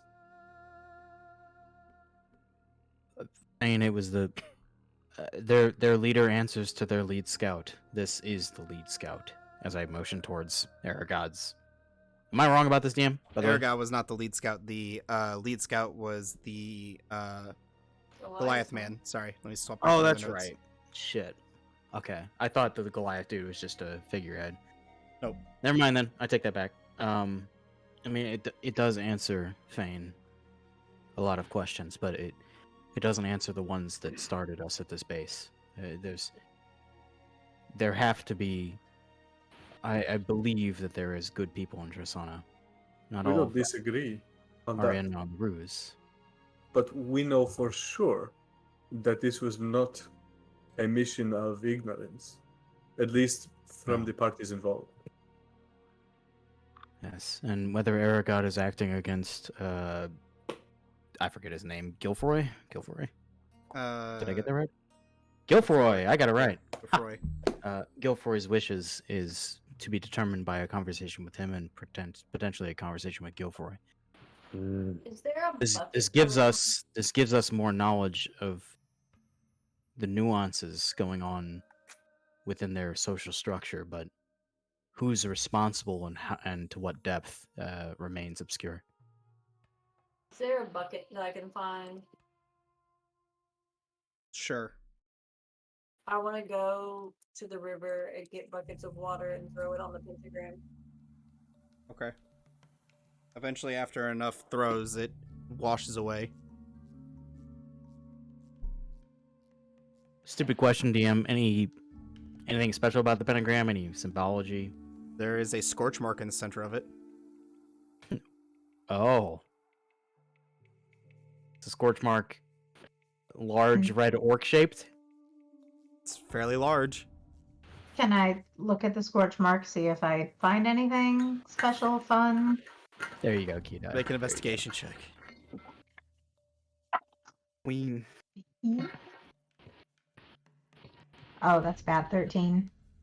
You find bits of red dirt that don't look like they match the dirt from this area. Well, I would point that out. No particular, like, ashes, anything like that. No remains. Not that you see. I would also point that out. That there aren't any remains. In all of my studies growing up, would I have read any religious text that had anything to pertain to this? No. You were pretty Yeah, make a dragon. You religion were pretty check? dragon centered. You can roll for it, but Dork. And have we started a short rest at this point? yes. Nice. That's a 17 on religion. Nothing comes to mind. I will say, well, we're just a couple hours from sleeping, so I will, never mind. I'll abstain. I forgot to take my action surge during that fight, by the way, guys. I know, I almost reminded you, but I could have used it. I thought about it multiple times, and I was like, I'm not gonna say anything. That's the first time I've ever forgotten to use that. I I don't know if we're about to take a short rest or not, but I want to go up to Kothar, and my people have Porter has praise for honor in battle, and it's Juan May, and you showed great Juan May today. It was a very impressive throw. I'm appreciative because I'm not sure if I would have been able to best her had I chased after her. Well, thank you. It's all about just pure, unbridled rage. And I'll just Fane chuckles and nods.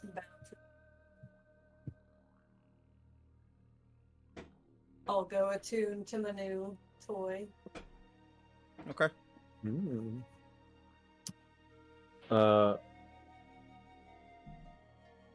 Yeah, sorry, I'll wait till after the rest. I will be sitting on top of, like, basically my legs on top of Aragod the entire short rest.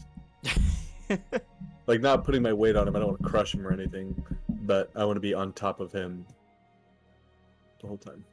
DM, I did want to ask for clarity's sake, this Umbra bow, oh boy, in its broken state, is it entirely unusable, or can I attune to it for some of its features, but not the actual, You like... can attune to it for everything that's listed on it currently. So even in its broken state, this is what it That's does? the broken state, I imagine. Yes. So it upgrades. Are you fucking... Okay. Sure. He's fucking alright. Sure, I will spend a short rest to attune to the Umbra bow.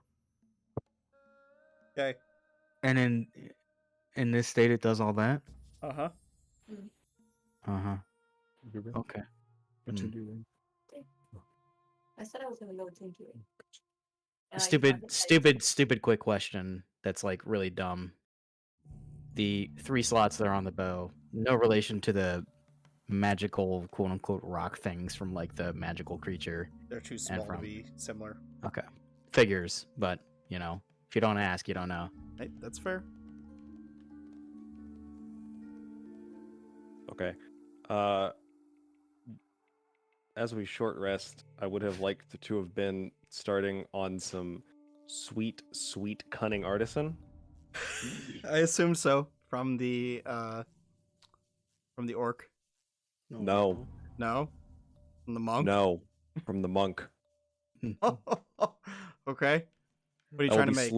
I will be slowly peeling this monk apart to make, let's say, darts, in an attempt to What? intimidate our current captive. Okay. Make a survival check for me. What? Yeah. Oh, you didn't know this is a lizard folk thing? Oh Next. my god. he can 23. to make the Mm-hmm. Oh my. I can any 7 humanoid, any creature. You get 7 darts. I have Made 7 from- darts made from monk. 7 Those monk bone- darts. Made from her those rib bone cage. darts have key points. DM, do I see any of him pulling apart this human happening? Oh, Yeah. yes. Oh, I'm not hiding it.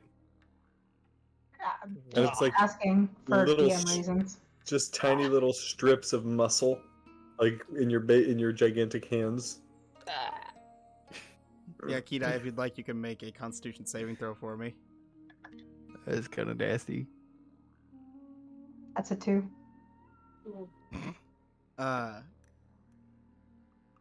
There's a bit of a rumbling in your stomach, and you can feel your mouth begin to start salivating. As since you saw her do it earlier, the kind of primal, what's it called, primal Savagery. savagery, where her eyes turn black and the claws start to form. That starts to happen. She looks pretty uncomfortable over there watching what's going on. Just eyes locked on the body.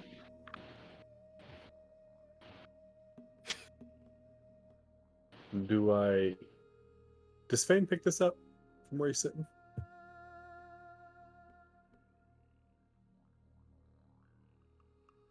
Roll a Pretty sure we d20 all for me. do.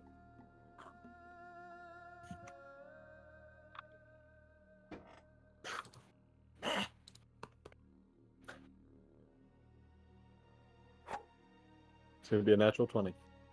Yeah, you pick up on it. I will keep an eye on Kidai, seeing her uncomfortable, and if she begins to like look like she's losing control, I kind of let her go through it, but if she looks like she's losing control, I will be ready to just sort of on guard to sort of pounce. But if that passes after a few minutes, I will say, Kidai, would you come here for a moment? Eyes still locked on the body. Kidai, are you there? Kidai. Kidai, look at me.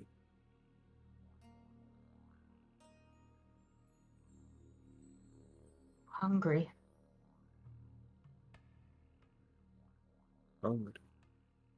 And I'll leave Aragod and I will go sit next to Kidai. And are her eyes still Black. different? Still black? I'll say, hungry for that? Just like a very pained nod.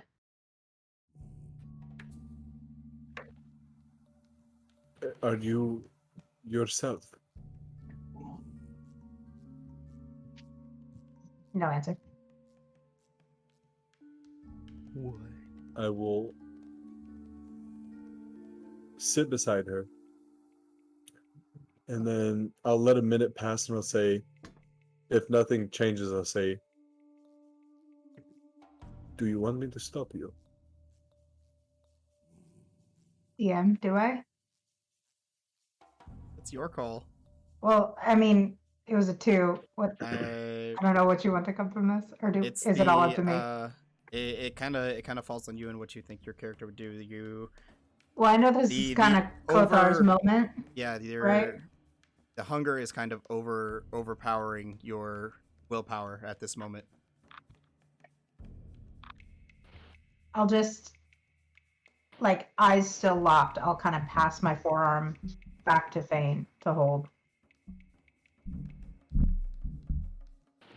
And just try to keep quiet.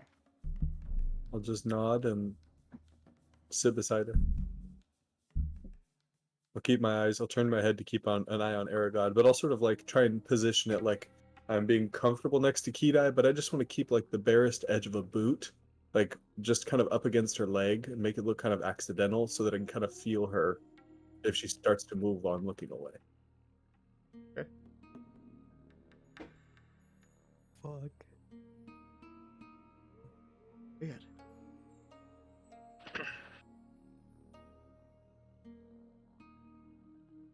DM, during this time I will have my bow lightly knocked with an arrow and just ready on Aragod. Your normal bow or your new one? The new one. So is it an actual arrow or It's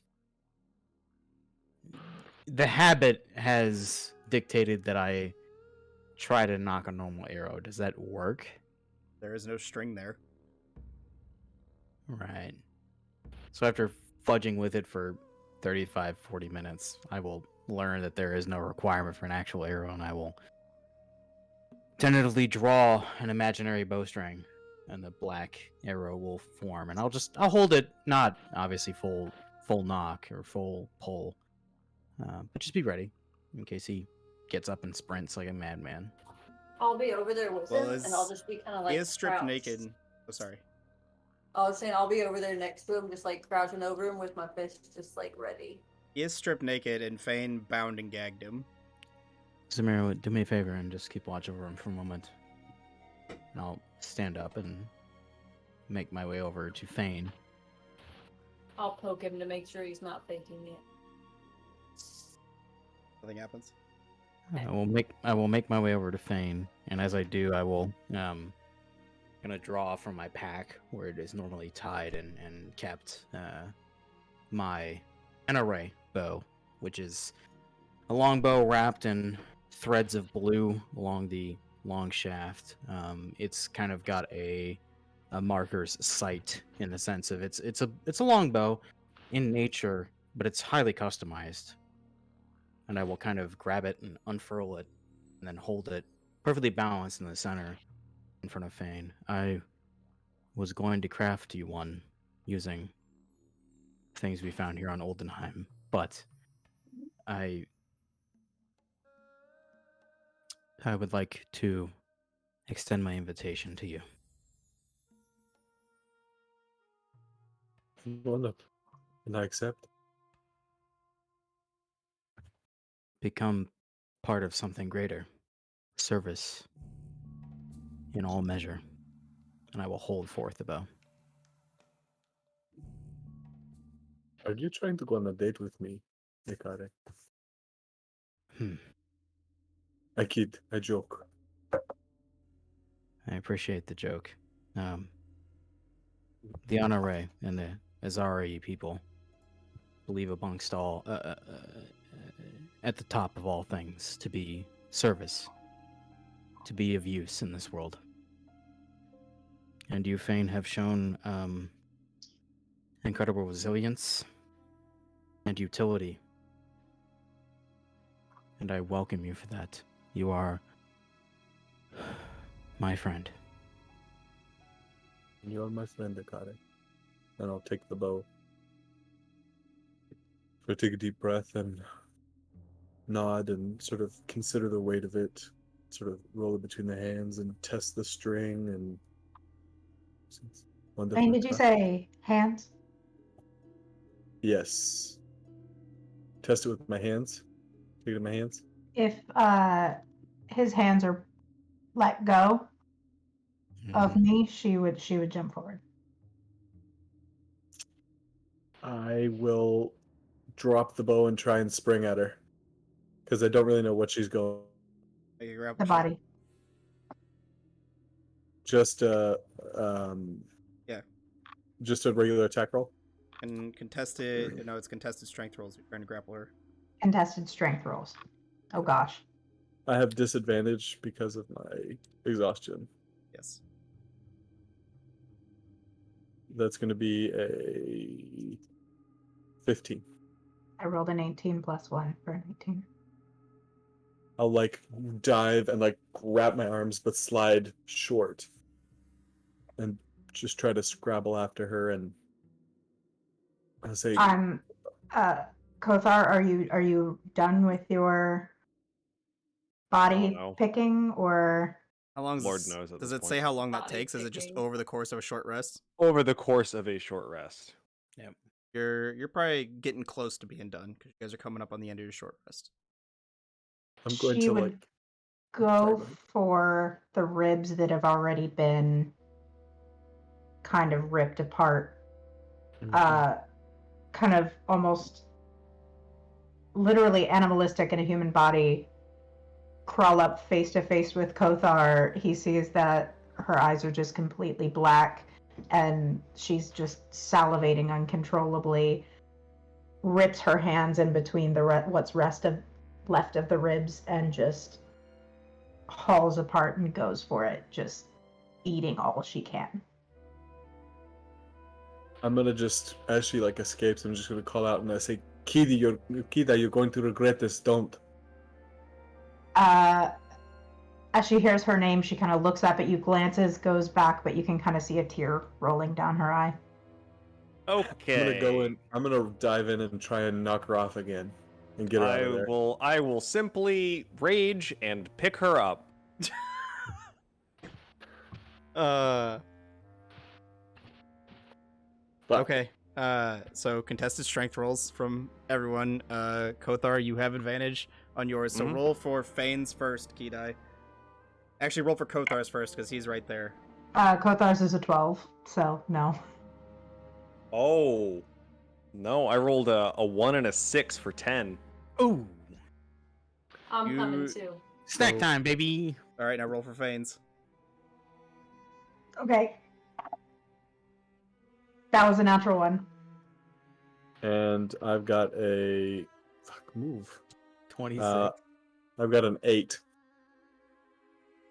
So She like I will, like, dodges the way out of Kothar And just as he's missing Fane in your quick state, you come running and tackle her away from the body. I tackle her, and I'm not even going to be merciful about it. I'm going to like tackle and spin her and put an elbow to the neck, and then crawl up and put like a taekwondo jujitsu. I'm gonna like bring her legs up and basically force my knee into the inside of her groin while my elbow and like make it impossible for her to move as best I can. Okay. After like a couple minutes of like writhing and just terrible shaking and screaming and animalistic sounds, you kind of feel her move, but it's not like she's trying to get away. She's trying to like turn towards you. And I'll just cry into your chest. Eyes back to normal. I'll whisper and I'll just sort of like I'll like loosen like the knee and the groin and the elbow, and just sort of like kind of cradle for a second. I'll just say, "Come back, Kidai. Come back. It's all right. She just cries. Come back." DM, during this crazy, hectic fucking time, the only thing Akari tries to do is kneel by the now pinned Kidai and just put a hand on her shoulder and close his eyes and focus on the Micaiah and what's her name? Maeve? Maeve. Just try with every bit of subroutines he can run, reaching out for she needs something. Roll percentile dice, please. I hate that. Okay.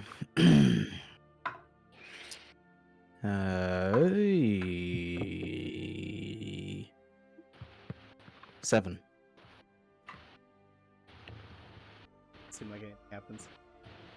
So close. That's all he's got. I don't know what it is. I have no idea what it is. I don't know if it's divine intervention or what, but After a minute, I will lift Kidai up into like a sitting position and like bring her into like the tightest hug, and I will whisper into her ear. I feel like Fane's pretty emotionally sensitive guy, and I'll just sort of say, I'll whisper, I say, I don't know what that was, but it wasn't you. I know that doesn't make it feel all right. No, don't be sorry. Don't be sorry. Don't be sorry. Never that. It's okay.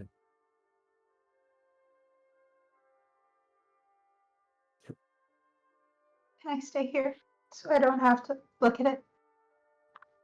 We'll go as far as you need to. And I would have removed the body during that time.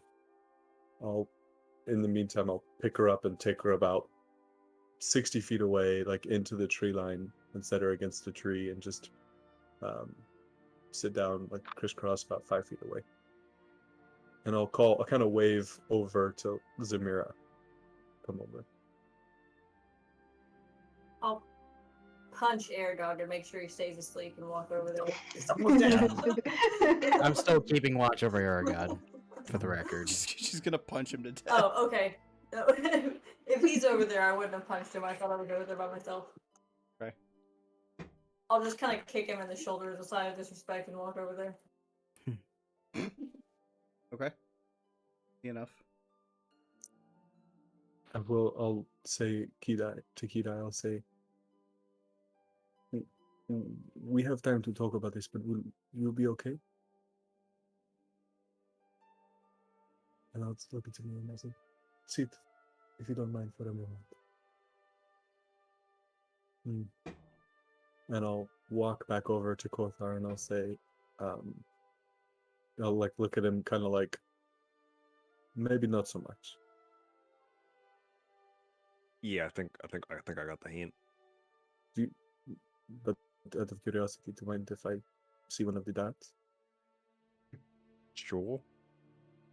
And I'll Okay. hand one. Are they still juicy?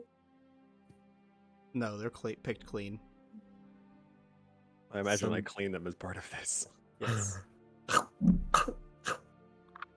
And I'll sort of nod and hand it back sort of gingerly.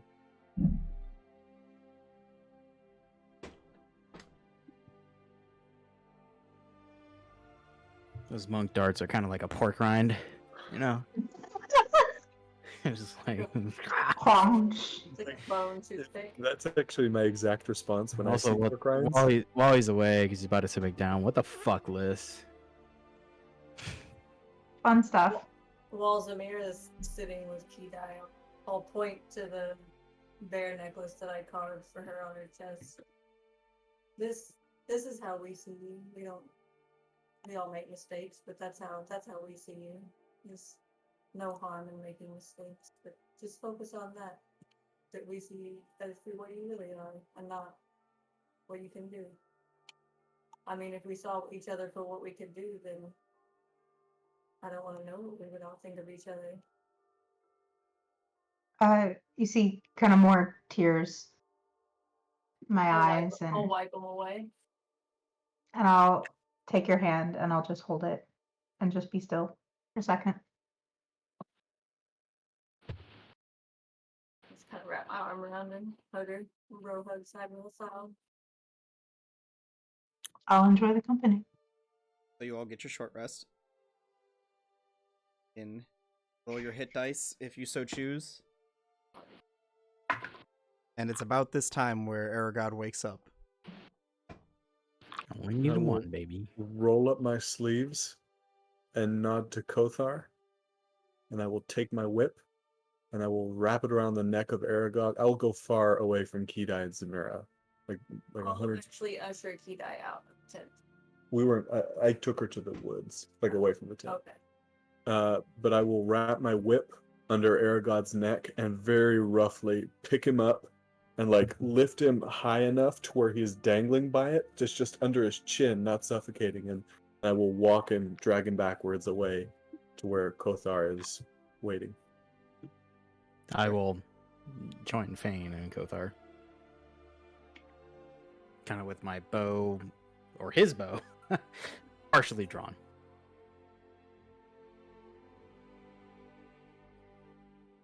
Should we leave him kind of hanging like that, or do you want to? It's up to you if you feel like he needs something first. Aragod's a human, yeah? Is Okay. I mean, we can just tie him to a tree. That works. By his ankles? I have a strange Nah. idea. It's a common tactic amongst my tribe. Maybe he understands. Let's let him start the conversation. I'll pull He the has something he wants to say, I'm sure. pull the gag off of him. been As I sort of staring intently at Fane. As you pull the gag off, he spits blood in your face. I laugh. Filthy devil people. And as I'm like holding him, I do what I imagine was what must be the most disgusting thing, and I'll wrap him in like a hug and like kiss him on the cheek. Nuzzle. Just to, if he thinks I'm subhuman, he's got to feel pretty bad about himself right now. But I'll take him and I'll tie him to the tree. I'll undo the rope from around him and just tie him, like, just make sure there's like a loose point on the neck and that the hands are bound behind him, and I'll leave his feet free so he can support himself. I'll say to Kothar, I guess in common, because I don't know any mutual languages we speak. I'll say, do you want with this one, or should I? I think I'll start with the questions. You know, let's just lay it all out on the table. By all means, my friend. Evening, friend. As you can kind of see, you're in a little bit of a predicament. Probably not too happy about it. Can't really blame you. So, you know, I imagine we all have questions for each other. You know, why are you tied to a tree? Why'd we fight you? Why'd you kill my friends? You know, we all have little interesting questions about each other's personality like that. And I'll take one of the darts out and I will throw it so it pings the tree next to his head. And I will just, as I start punctuating my sentences by throwing my 6 darts in a circle around his head. And I'll say, do you see these landing next to you? That's your friend. That could be you too, if you don't answer my fucking questions. Roll an intimidation check.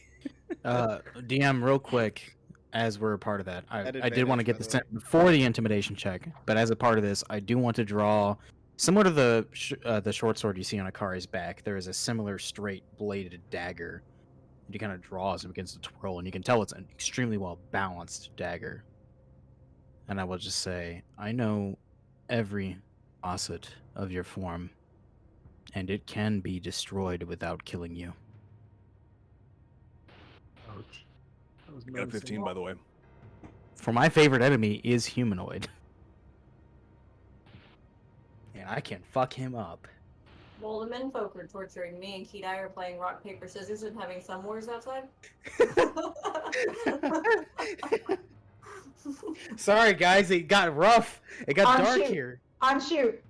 It got dark. He looks up at you, Kothar. Oh, Your super. friends. Easy targets. They were left starved in those caverns for days. Gives you a slight grin, trying to provoke you. I will step forward and carve right between underneath the start of his two ribs on his right side. I will carve a clean line, knowing exactly where to cut, that goes almost to the lung, just barely outside the lung. It's close, and it pierces muscle, and it cuts straight through membrane and bone. Kind of lets out almost like a grunt in agony. He's trying to fight against the pain. Your threats of your past deeds mean nothing here. Look at your friend as I point to a fucking pile of refuse and blood and bone. I'll step up and say, whisper into his ear, say, she was alive when it started. Aragorn. There's one singular truth that will save you here. And only one way out of this, and it's with our approval. For you are truly welly fucked. So why don't you get to Get on with it, answering then. real questions instead of emptying dead, long-rested threats upon us? Hmm? I have nothing to share with you. Get on with it then. Where did the demon come from? He looks down his arm, and as he turns over his forearm, you can see there are demonic sigils carved with a knife into his arm, where you can see the blood was ripped out of his skin, or bled from him, basically. Why? I do as I'm asked. Who asked you? Just kind of smirks at you. I'll reach Go on, Fane. my fingers into not in, but towards the cut, put them on the edge of the cut, and I'll say, "Who asked you?"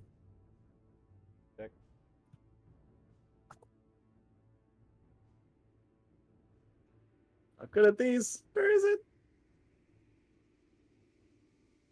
You can have Okay. advantage because you guys are all kind of assisting each other. So that's a 21.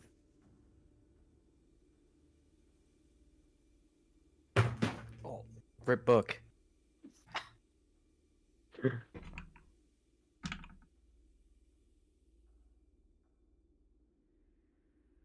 I do what is asked of me. I wanted to know who asked you. And I will push my hand in an inch. And I'll start poking at whatever I find inside. Organs? I'll try.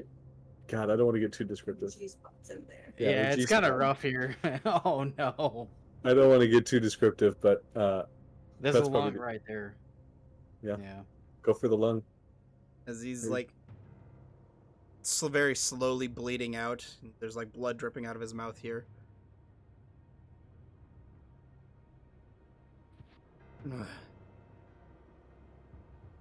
Jelafon asked me to summon him.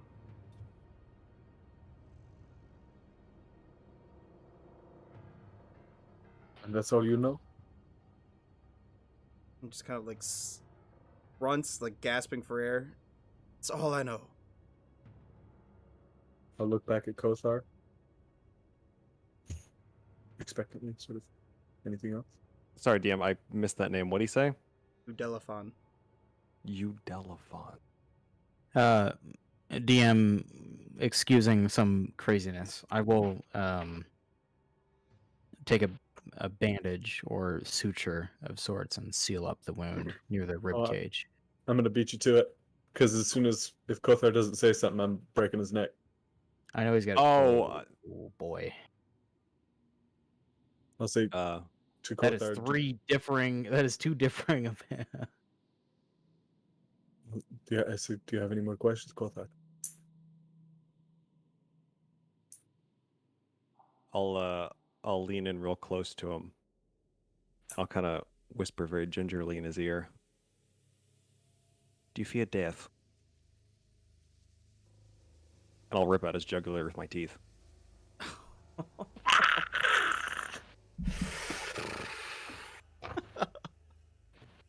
It's dark. Wow. Oh, what's up? And with that, we're gonna end tonight's session. Oh man! Hold on. Can we end it and I'll with a joke or something? Anything to pick up the tone. I gotta Yeah, pick up no. the tone. You can all increase to level 5. Ah. I don't know if y'all saw in Twitch chat, but I, the healer, just learned how to use the bar on the side to show me how you guys are doing. So, Nice. yay! Yeah, you gotta refresh. It's your Though. It doesn't joke. update all the It's time. me. I'm your joke. Yeah. Okay, so we roll an HP here on the channel. Yeah. Doing it real quick. D10 for Ranger. Let's see. Actually, I'm Oh gonna shake this god, up. Matt has here and it's me rolling a big hit dice. Yeah, I know. Oh, 6. Oh. That's Ooh. a 6 for me as well. 759 hit Yeah, points. we like a 6 up in here. I'm at that average 6, we- baby. Do we reroll ones?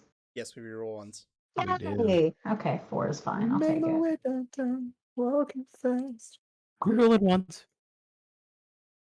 Oh, not 233. That was a really grim ending. Was. Oh, on a So lighter dark. note, would someone like to guess my HP now? 7. 69. Hey, baby. Yeah, hey, it's 69, ain't it? Yeah, it is. Oh, Hell yeah. God. Why wouldn't it be 69? Of fucking course it's 69. Oh, Lord. You think the universe doesn't have plans for this world? You kidding Oh, me? also, Matt, I'll message you just to remind you, but my passive wisdom perception has gone up again. Oh, has it? Well, yeah, because we all got the proficiency bonus increase. Oh, correct. Oh shit. So real quick Oh. aside, before we go off air, Matt, what's your thoughts on how much damage I seem to be doing, which is obscene in my opinion. I have played Ranger before, and I have never dealt this much damage consistently. I mean, you're all doing stupid amounts of damage, so... Yeah, I'm that's about true. to. I finally get to roll 2 dice on my turn. The 2 Yep, attacks are I've coming got my out. second attack as well. It's I gonna have be 10 extra gross. feet of movement too. Wait, is So many Colossus punches Slayer next Jesus. week. is Colossus Slayer once per turn? I think. What'd you I think say, it Evan? is. I said there's gonna be so many punches next week now. So many punches. You have stunning strike too. Yeah, and now my Yeah. acrobatics is +11. Jesus Christ. Just turns that off. Oh, you get Stunning Strike at 5th? Yep. Mhm. Oh, that's why you weren't using it. And my martial arts die just increased from a D4 to a D6. So all the Yeah. dice is about to be doing some real damage. Level 5 for monk is crazy. You get 2 attacks, a D6, and stunning strike. Mhm. Oh man. Get to be And big. one more key point. One I more get to key be point. That's real the... fucking thick. That's a real thing. Mhm. Thanks for joining us tonight, guys. We're going to go ahead and sign off. Happy Pride Month. Stay tuned here in the next coming weeks. I'm going to try and do something special for our 1-year anniversary, which is coming up here in 2 weeks. So stay tuned to our Discord. boo. Stay tuned to our Twitter. See what's going to come up. We'll see what I can drum up or plan for that. You guys have a good night. Yeah, We'll stay see you tuned. next time. Bye. See you guys. Bye.